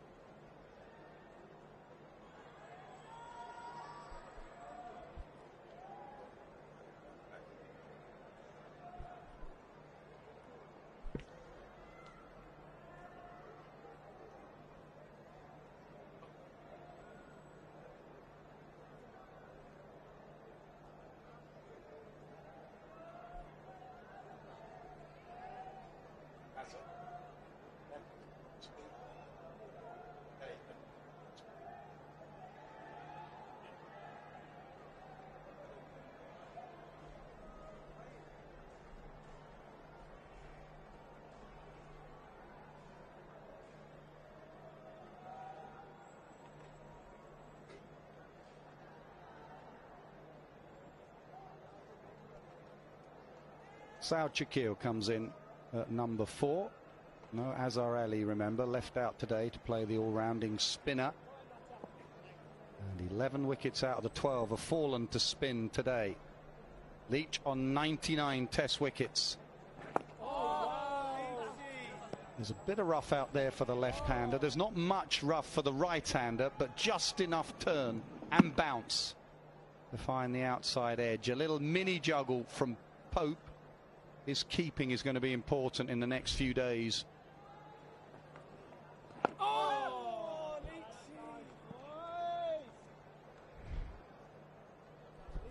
Immediately, Stokes reviewed, and they knew it was out, proved by the technology.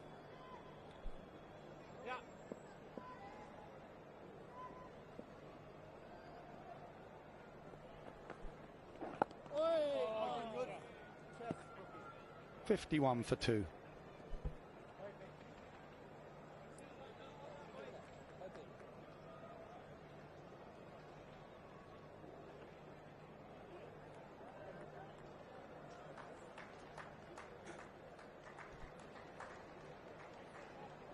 They're the 2 all-rounders that came in, Nawaz and Ashraf. Salman is a very good player. A spin, which he'll need to be. Rizwan will be attacking.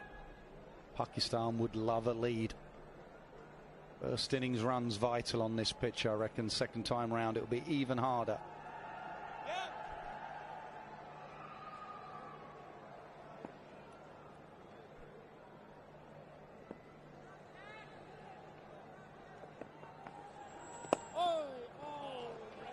Not sure they can just afford Root just to bowl. Already taken him for 8. I think they've got to be a little bit proactive against Root. Mid-off and mid-on are up.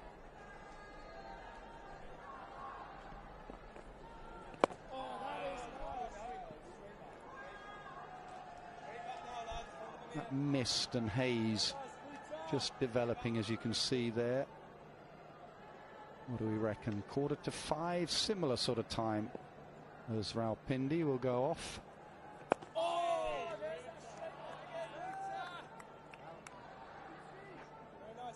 Maybe 45 minutes more. We shall see. Comes down pretty quickly here.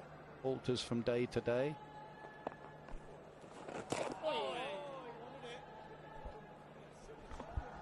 Yeah, we noticed we went for a couple of shoots in the evening just around sunset, and say 4:30 starts getting pretty dark. There's some spin from round the wicket, which brings LBW into play. That one clearly going down, but just on the angle. If he can pitch that just on the stumps and straighten it, that probably pitched outside leg and going down.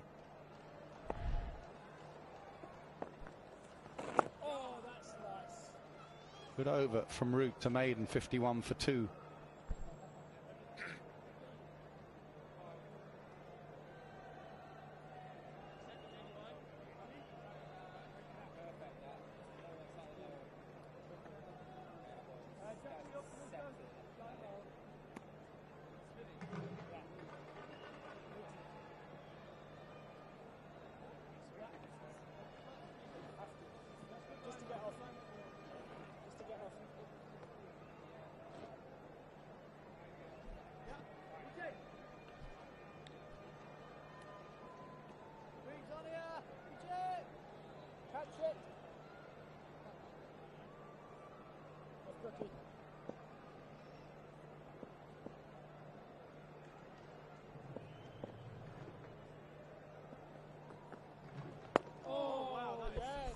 Has it come across as a surprise that 11 out of 12 wickets have gone to spin on day one? Of course, a special performance from Abrar wasn't really being picked.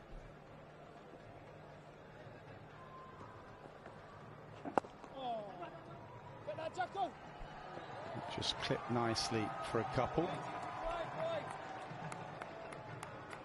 No, I think Abrar has been the standout bowler, obviously. I don't think it's done that much. I think it's been the fact that Rawalpindi did nothing, so any sideways movement has been highlighted. And obviously the mystery and not working out the mystery of Abrar has caused problems for England. Not sure which way it was going.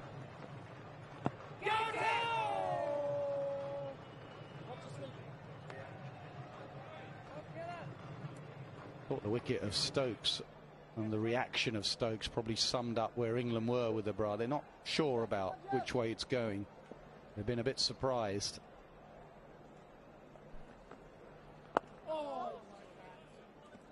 So he's been the X factor. Watch his reaction here. I thought I picked that. I didn't.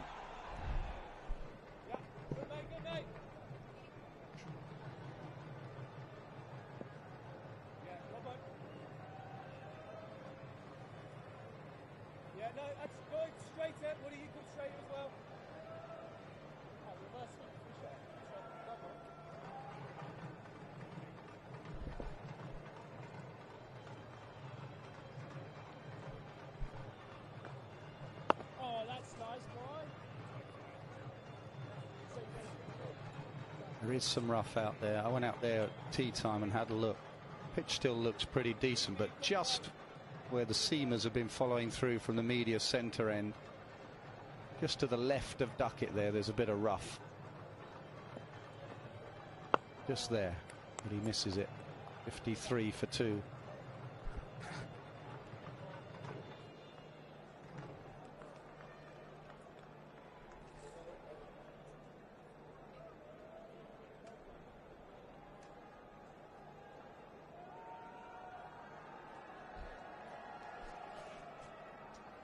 So very similar to Rawalpindi, around about 4 o'clock, 10 past 4, the lights come on. Around about 4:30, the umpires, although they won't need to today, will say, can you bowl your spinners? I think England will be fairly happy to bowl their spinners from about 4:30.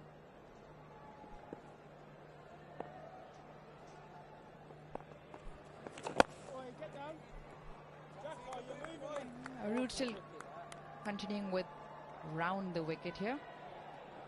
Because Babar not the biggest sweeper in the game. He likes to go back onto the crease, back as far as possible onto the stumps.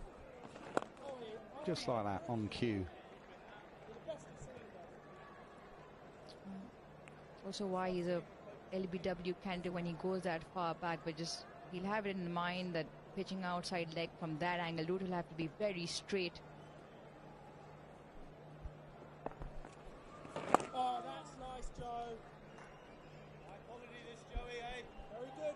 We have another Sensodyne sensitivity free moment because life is too short for sensitive teeth.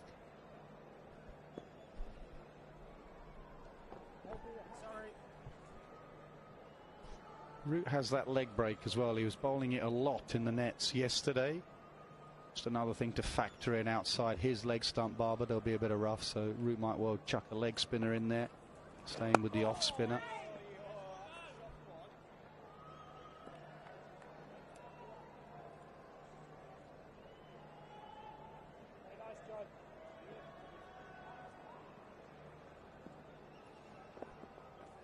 Down the pitch, yeah. Cannot just sit on Joe Root. Got to be positive against him. Good batting from the Pakistan skipper.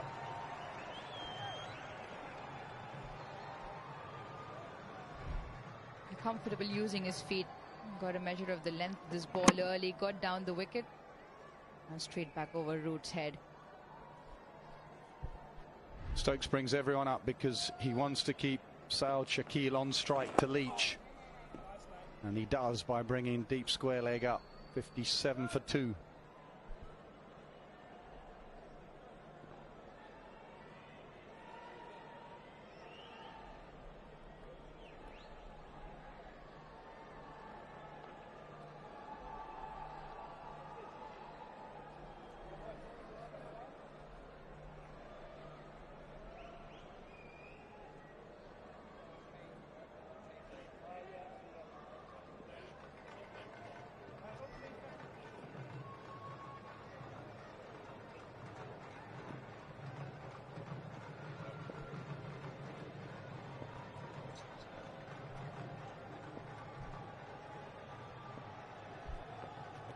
Down the pitch, hits with the spin, drags it leg side.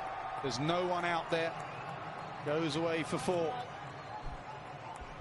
Yeah, with everyone close to the bat, you could afford to take that calculated risk, which Saud Shakil did on that occasion.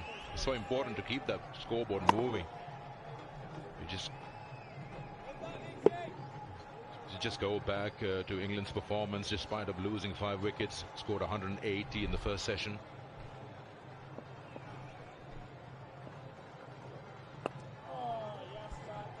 And then carried on to score another 100 in the second. So we'd be pretty happy to get near that 300 mark, despite of losing wickets at regular intervals and losing it to one bowler, Abrar.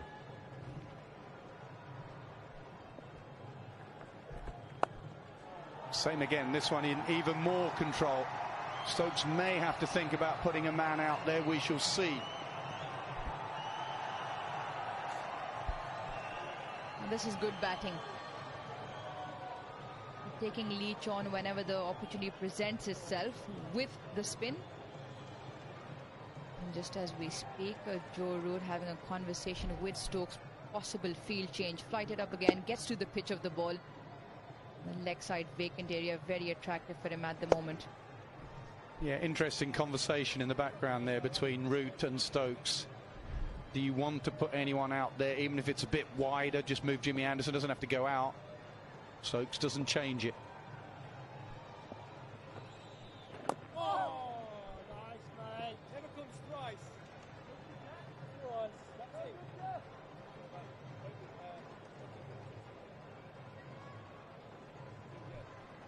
Goes a bit deeper now, but again, it may be they just want to bowl as much as possible to the new batter. Square leg goes out a bit, Will Jacks.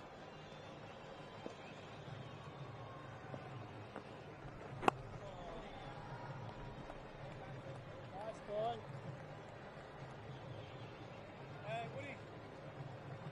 Not too far though. You said a chance at just one. No, not too deep. That's a good line. Yeah.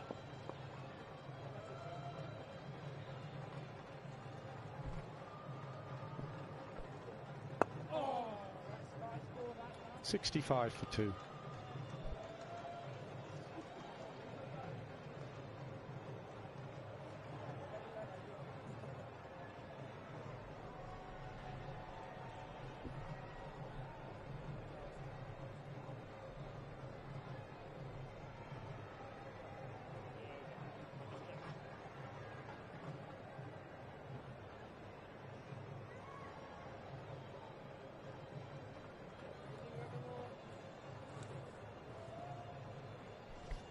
Not quite the scene we saw in Rawalpindi, where England won with 10 minutes to go before the umpires would have taken the players off, but getting towards that stage in Multan. A change in the attack as well, similar bowler or style of bowler.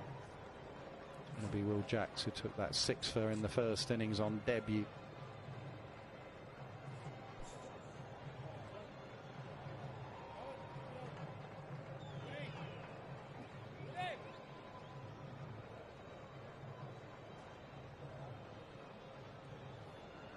No real change in the field for Jacks, no real change in the angle. He's still going to stay round the wicket. Anderson hovering at mid-on, slightly deeper than mid-off.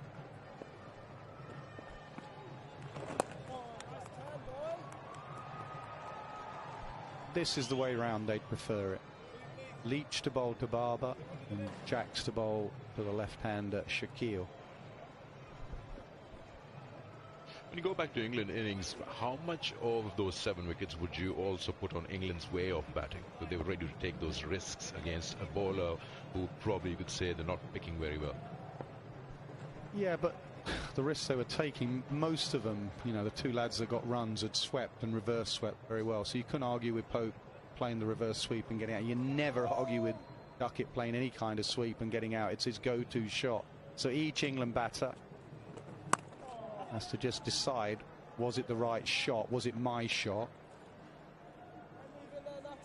And then the execution of the shot. With this England side, they certainly, the clear messaging they get, there will be no doubt about their method. They just don't want to cloud the messaging in any way.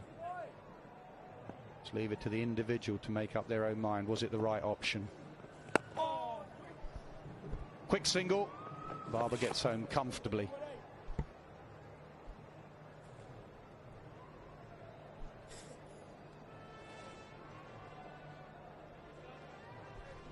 Tapalti moment. And it's nice weather to enjoy a nice cup of tea.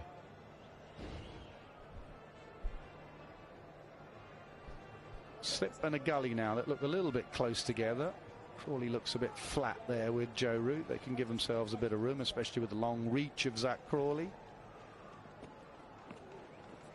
Oh, that's a beauty. That's a beauty. It really is. Did it just pitch outside leg?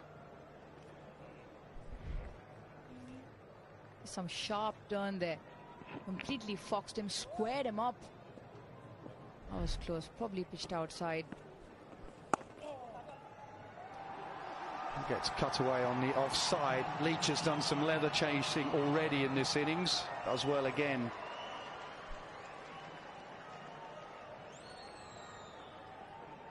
What amazes me actually is that players from the subcontinent, and I know there's obvious examples of people who do, Salman being one of them, is the sweep shot. Now England have swept so much. I'm not sure we've seen a single sweep shot yet from Pakistan. There are players that play. Indian players don't play it that much. Different styles, different methods. Oh, that's nice, boy. 71 for 2.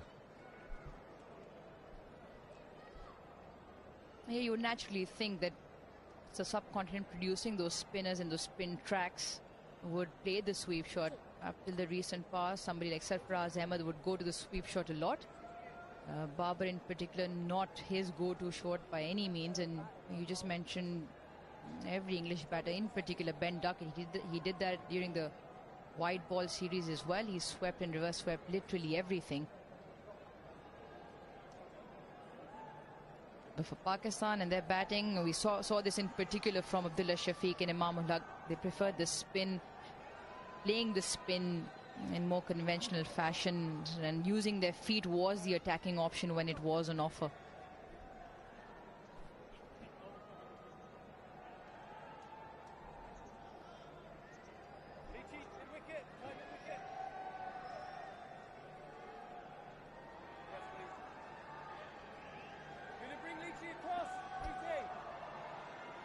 Maybe a sneaky change from Stokes. He saw the left-hander on strike. I said they'd prefer it the other way round. He got the left-hander on strike, so Root bowls his off-spin. Maybe if Babar had been on strike, Stokes would have bowled the left-arm spin of Leach.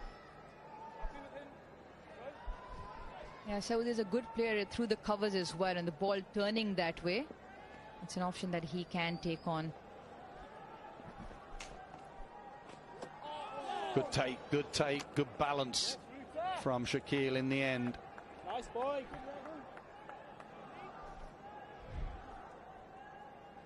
Nicely topped up there. So Shakil just losing his balance, reaching for the ball. That's that footmark I was talking about when I went out and had a look at T. That's the noticeable footmark out there. Oh, straight one, Joe. Clinic. That's a beautiful start, boy. We've already had a few spin sharply. And this one again beating the outside edge of Saud's bat. The previous one squaring him up. Yeah, just as a skipper, you have to work out which bowler would find those footmarks. Now, because Root is so round arm, he may find it a bit more. Root is really wide on the crease, and with a round arm, he may find that wide foothole a bit more. That's too short. That'll be cut, and it'll be cut for 4.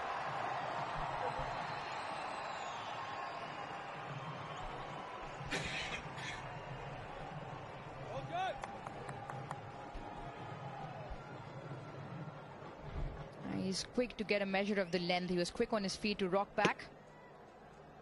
And cuts it behind square.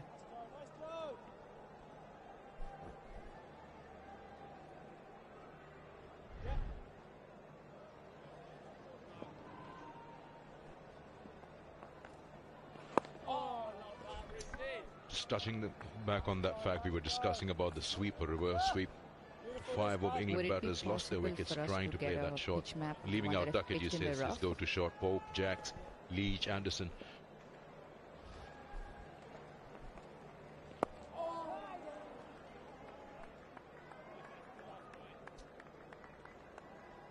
75 for 2.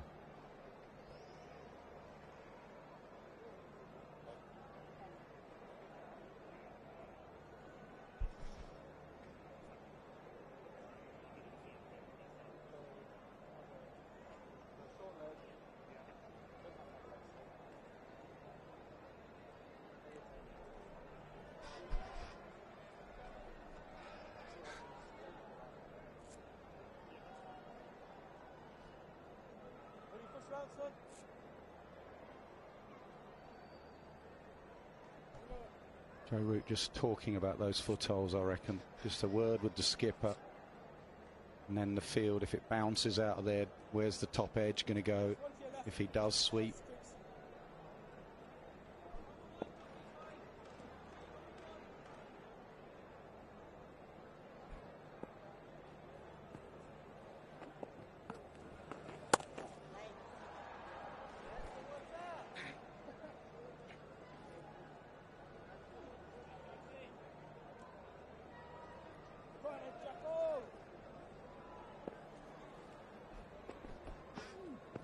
Oh, yeah, that's nice.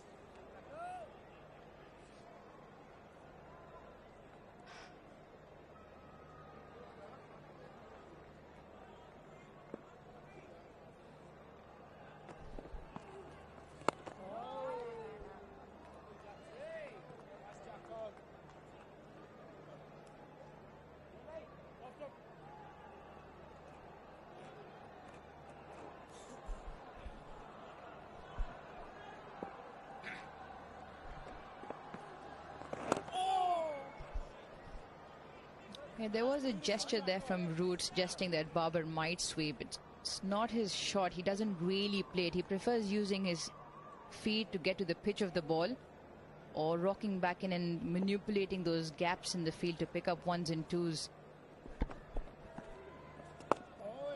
Nice, Crookie. Beautiful, Jacko. Very good, bud.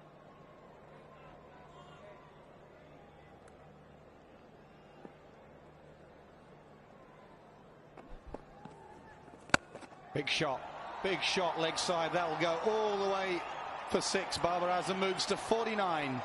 It's 81 for 2.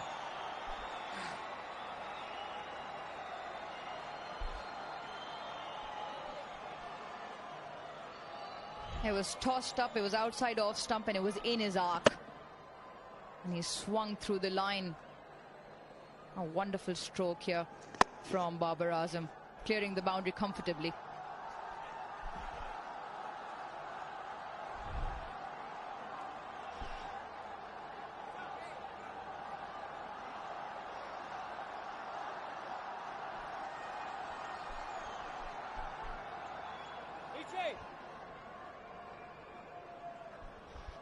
Yeah, every time it's tossed up like that, you can afford to take that challenge because you don't have any fielders out there in the open patrolling the boundary lines or anything. So Barber was pretty sure even if he doesn't clear the boundary, he's safe. Yeah, I always find it fascinating if Will Jacks was bowling in a one-day game to Barber with the field up. He just would not let him bowl. And it's almost like he's holding himself back because it's a test match. It is about getting runs. Barber is a master of that. He's just sitting on Jacks, and then when he got tempted, he belted it.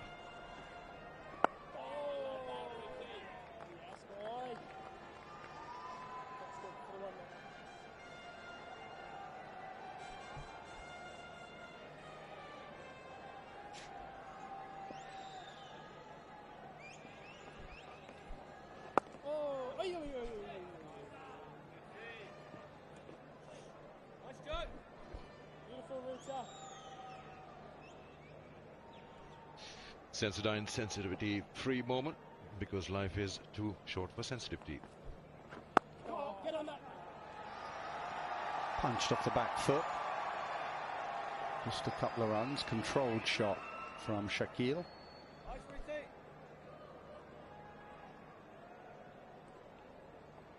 Nice job.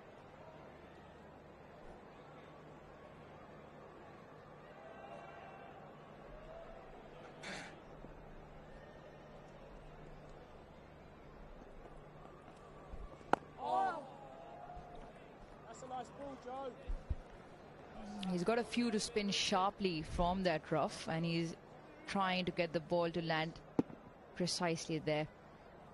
A couple of inches off this time. The ball spinning sharply from that rough. Oh, yes, boy. Very nice, very nice.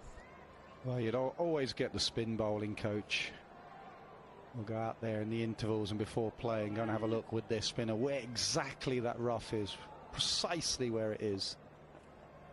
Oh, that's Who's the best bowler to find it? 83 for 2.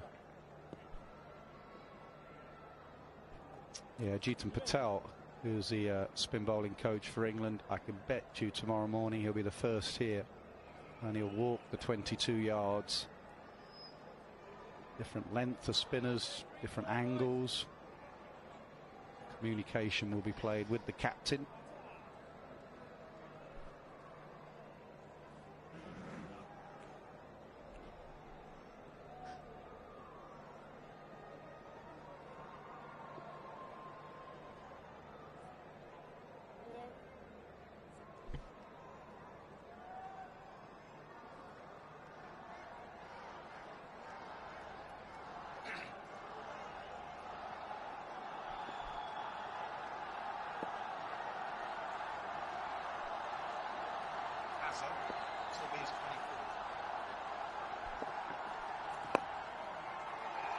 Barber wants 50, Barber gets 50. 24th Test 50 for him to go with his 8 centuries. 100 in the last game, he'd love 100 here in Multan. And the crowd are right in this. They love Babar Azam, they follow him all around, and he doesn't disappoint. He mounts on the run in classy fashion yet again. It's been a good knock so far. He'll look to bat long and get big runs in this test match.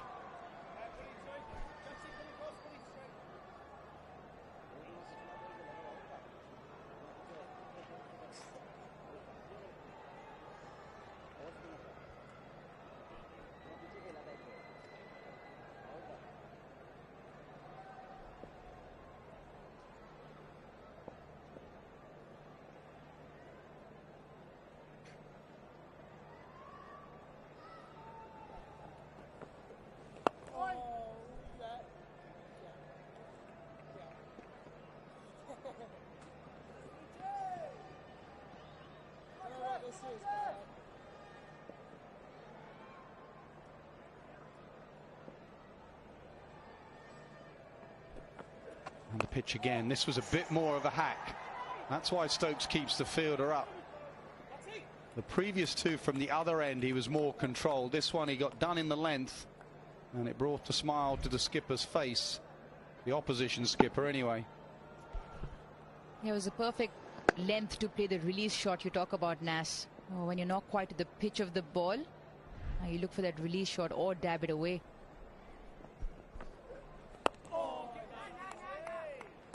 It's the balance, actually. You want to be positive, but if you feel like Leach isn't going to get you out, then stick to your method. If you feel that it's only a matter of time before those men round the back come into play, then you've got to try and get rid of some of them. Stokes changes it. Silly point comes in. Leach wants a man a bit deeper, leg side. Stokes says no.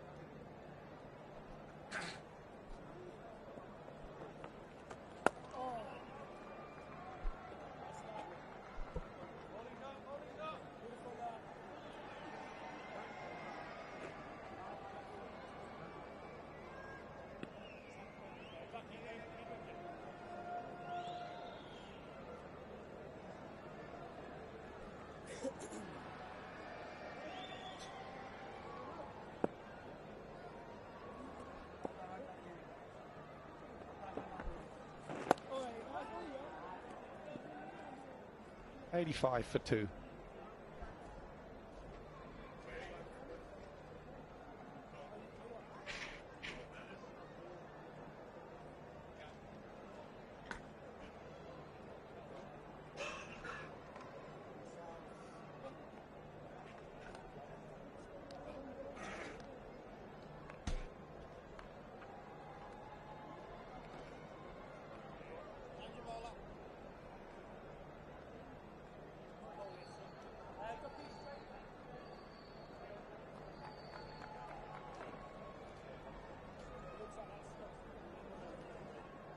boys, let's get through tonight. Rigger! Wait, which side do you want, Rick, Stokesy? Which side do you want? That's it!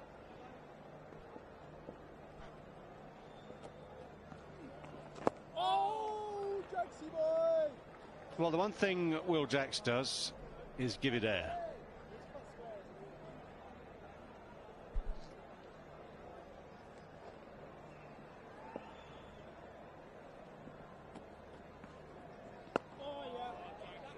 Theory being, of course, that the slower you bowl, sometimes the more grip you get. But that line misses any of the rough. That's turned though. That one has turned. Nicely played, just for one. Quite a contrast the way Root delivers it with a very round arm wide action. Jacks loops that hand right over the top pretty much, and loops the ball even higher in the air as well so often.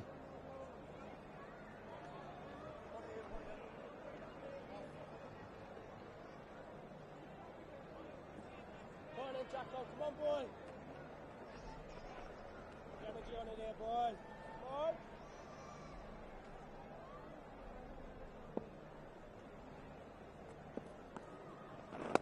Oh, what is going on with you, man?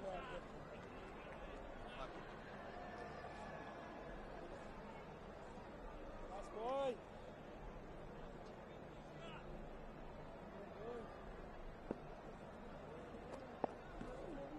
Oh, that's a beautiful ball. That's nice, Jacko. Yeah, highlight of the day, especially if you're a Pakistan supporter.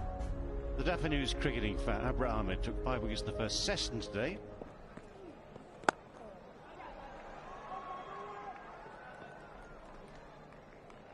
Life is too short for long facts. Here we go. Last spinner to take 5 wickets before lunch on day 1 in tests was Maninder Singh against Pakistan in 1987. Finished up with 7.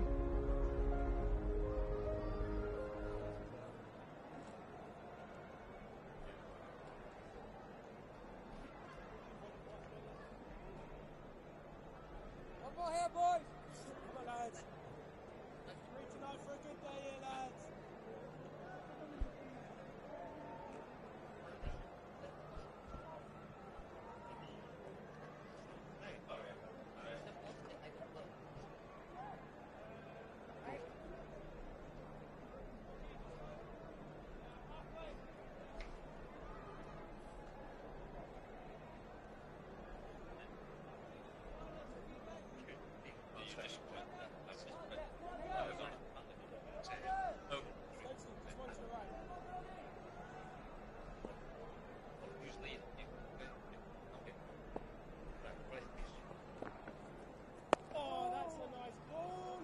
Well, having seen that Dafa fact for Abra, an extraordinary debut performance, slightly different with the England spin attack, much more orthodox.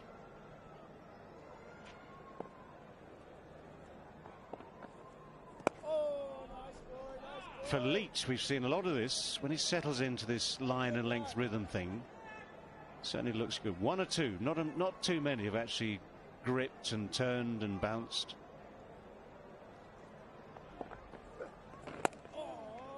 Again, a little bit of slow turn that time. Any slight shortness of length, someone like Babra himself is so quick just to give himself a little bit of extra time to watch the ball by going quickly onto the back foot. Even though it's turned, he's still trying to work it onto the onside. Oh, that's very nice, mate. You heard the cries from behind. That's very nice. Well, that's indeed where Leach wants to keep it. Awesome batter.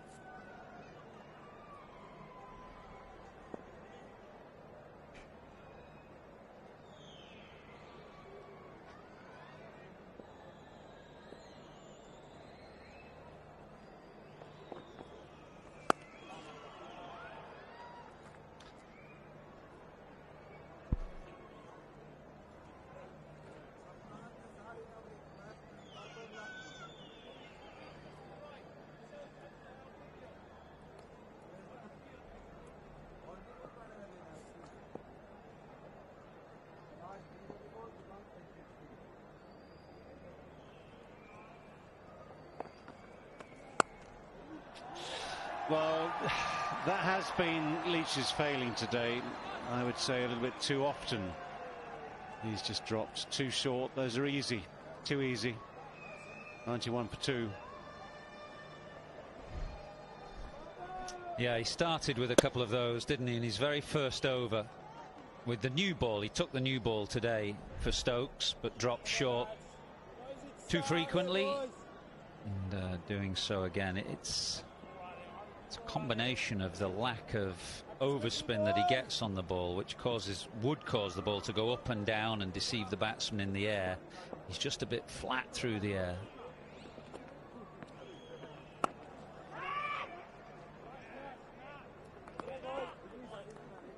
Well, actually, both bowlers, Leach and now Jacks, have those men. For Jacks, for instance, to the left-hander, to Sal, there are 2 men, one square, one just behind square on the offside. So there's a little bit of cover for those balls that aren't quite full enough. Then it just becomes a question of whether or not the batsman's good enough to thread it through the gap.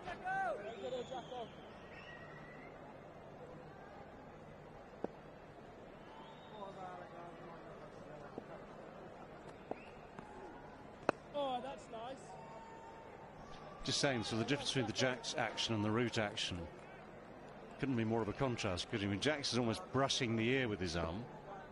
Root's almost brushing the ground. Slight exaggeration. There's that space. Just in front of square on the offside. Nice bit of timing. Not the power to get it to the boundary. Yeah, we talked about it in the first game, didn't we, that Jacks is quite an old-fashioned spinner with a high arm, but despite his height, he manages to really flight the ball up to the batsman. Whereas in this DRS age, we've seen a lot of off-spinners that bowl quicker and straighter at the pads.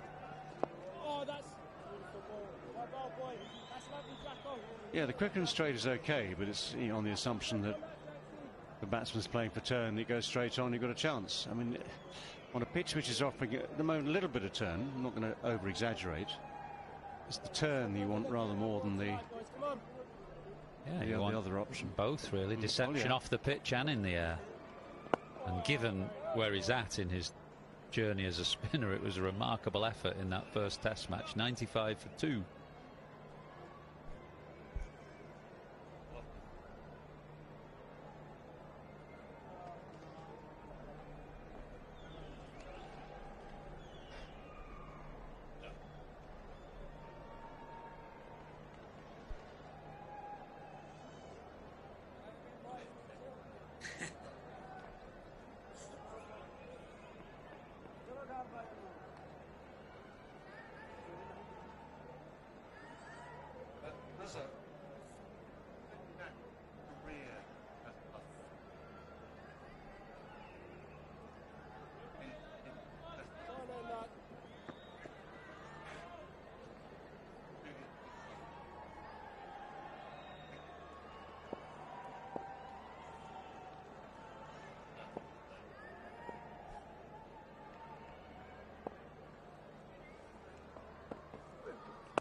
That's a nice ball, man.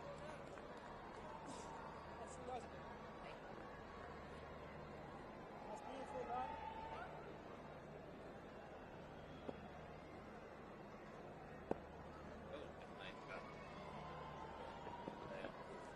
Oh, nice boy, nice man. Yeah, good man.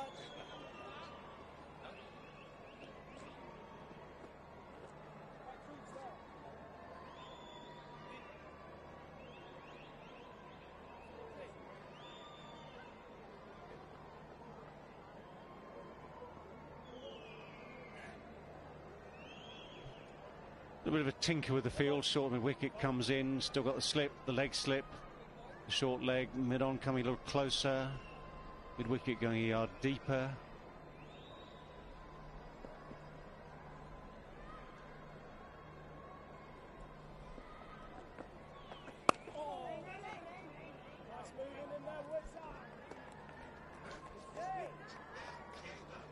Now we keep talking about Ben Stokes and his captaincy and how it is so innovative, takes the game on, looking for results.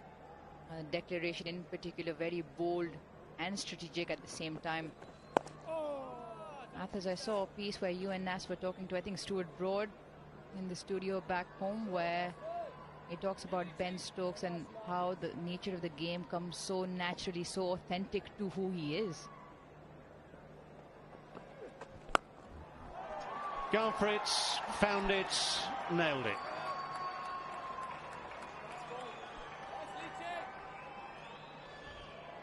Sure did, yeah. Beautiful this. Just a little skip down, hitting with the spin and a clean, really clean strike. Yeah, Stuart Broad was giving us a bit of insight back in the Sky studio, at least, into the internal tactics of the England dressing room, in which he was involved last year. Knows all about this kind of cricket, as Shakil swings another one to the leg side, and Pakistan's are now 104 for 2 in 27.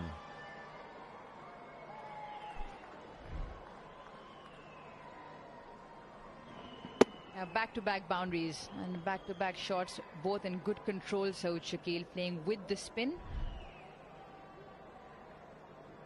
I think that's the first time the umpires have gotten together just to discuss the light, which is fading at the moment here in Multan.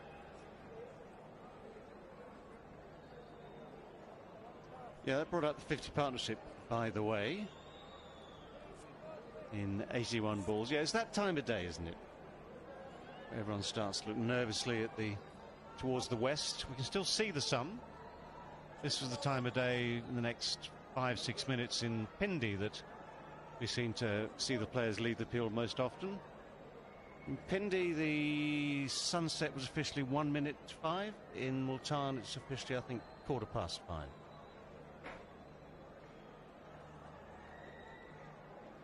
Come on, lads. Come on, boys.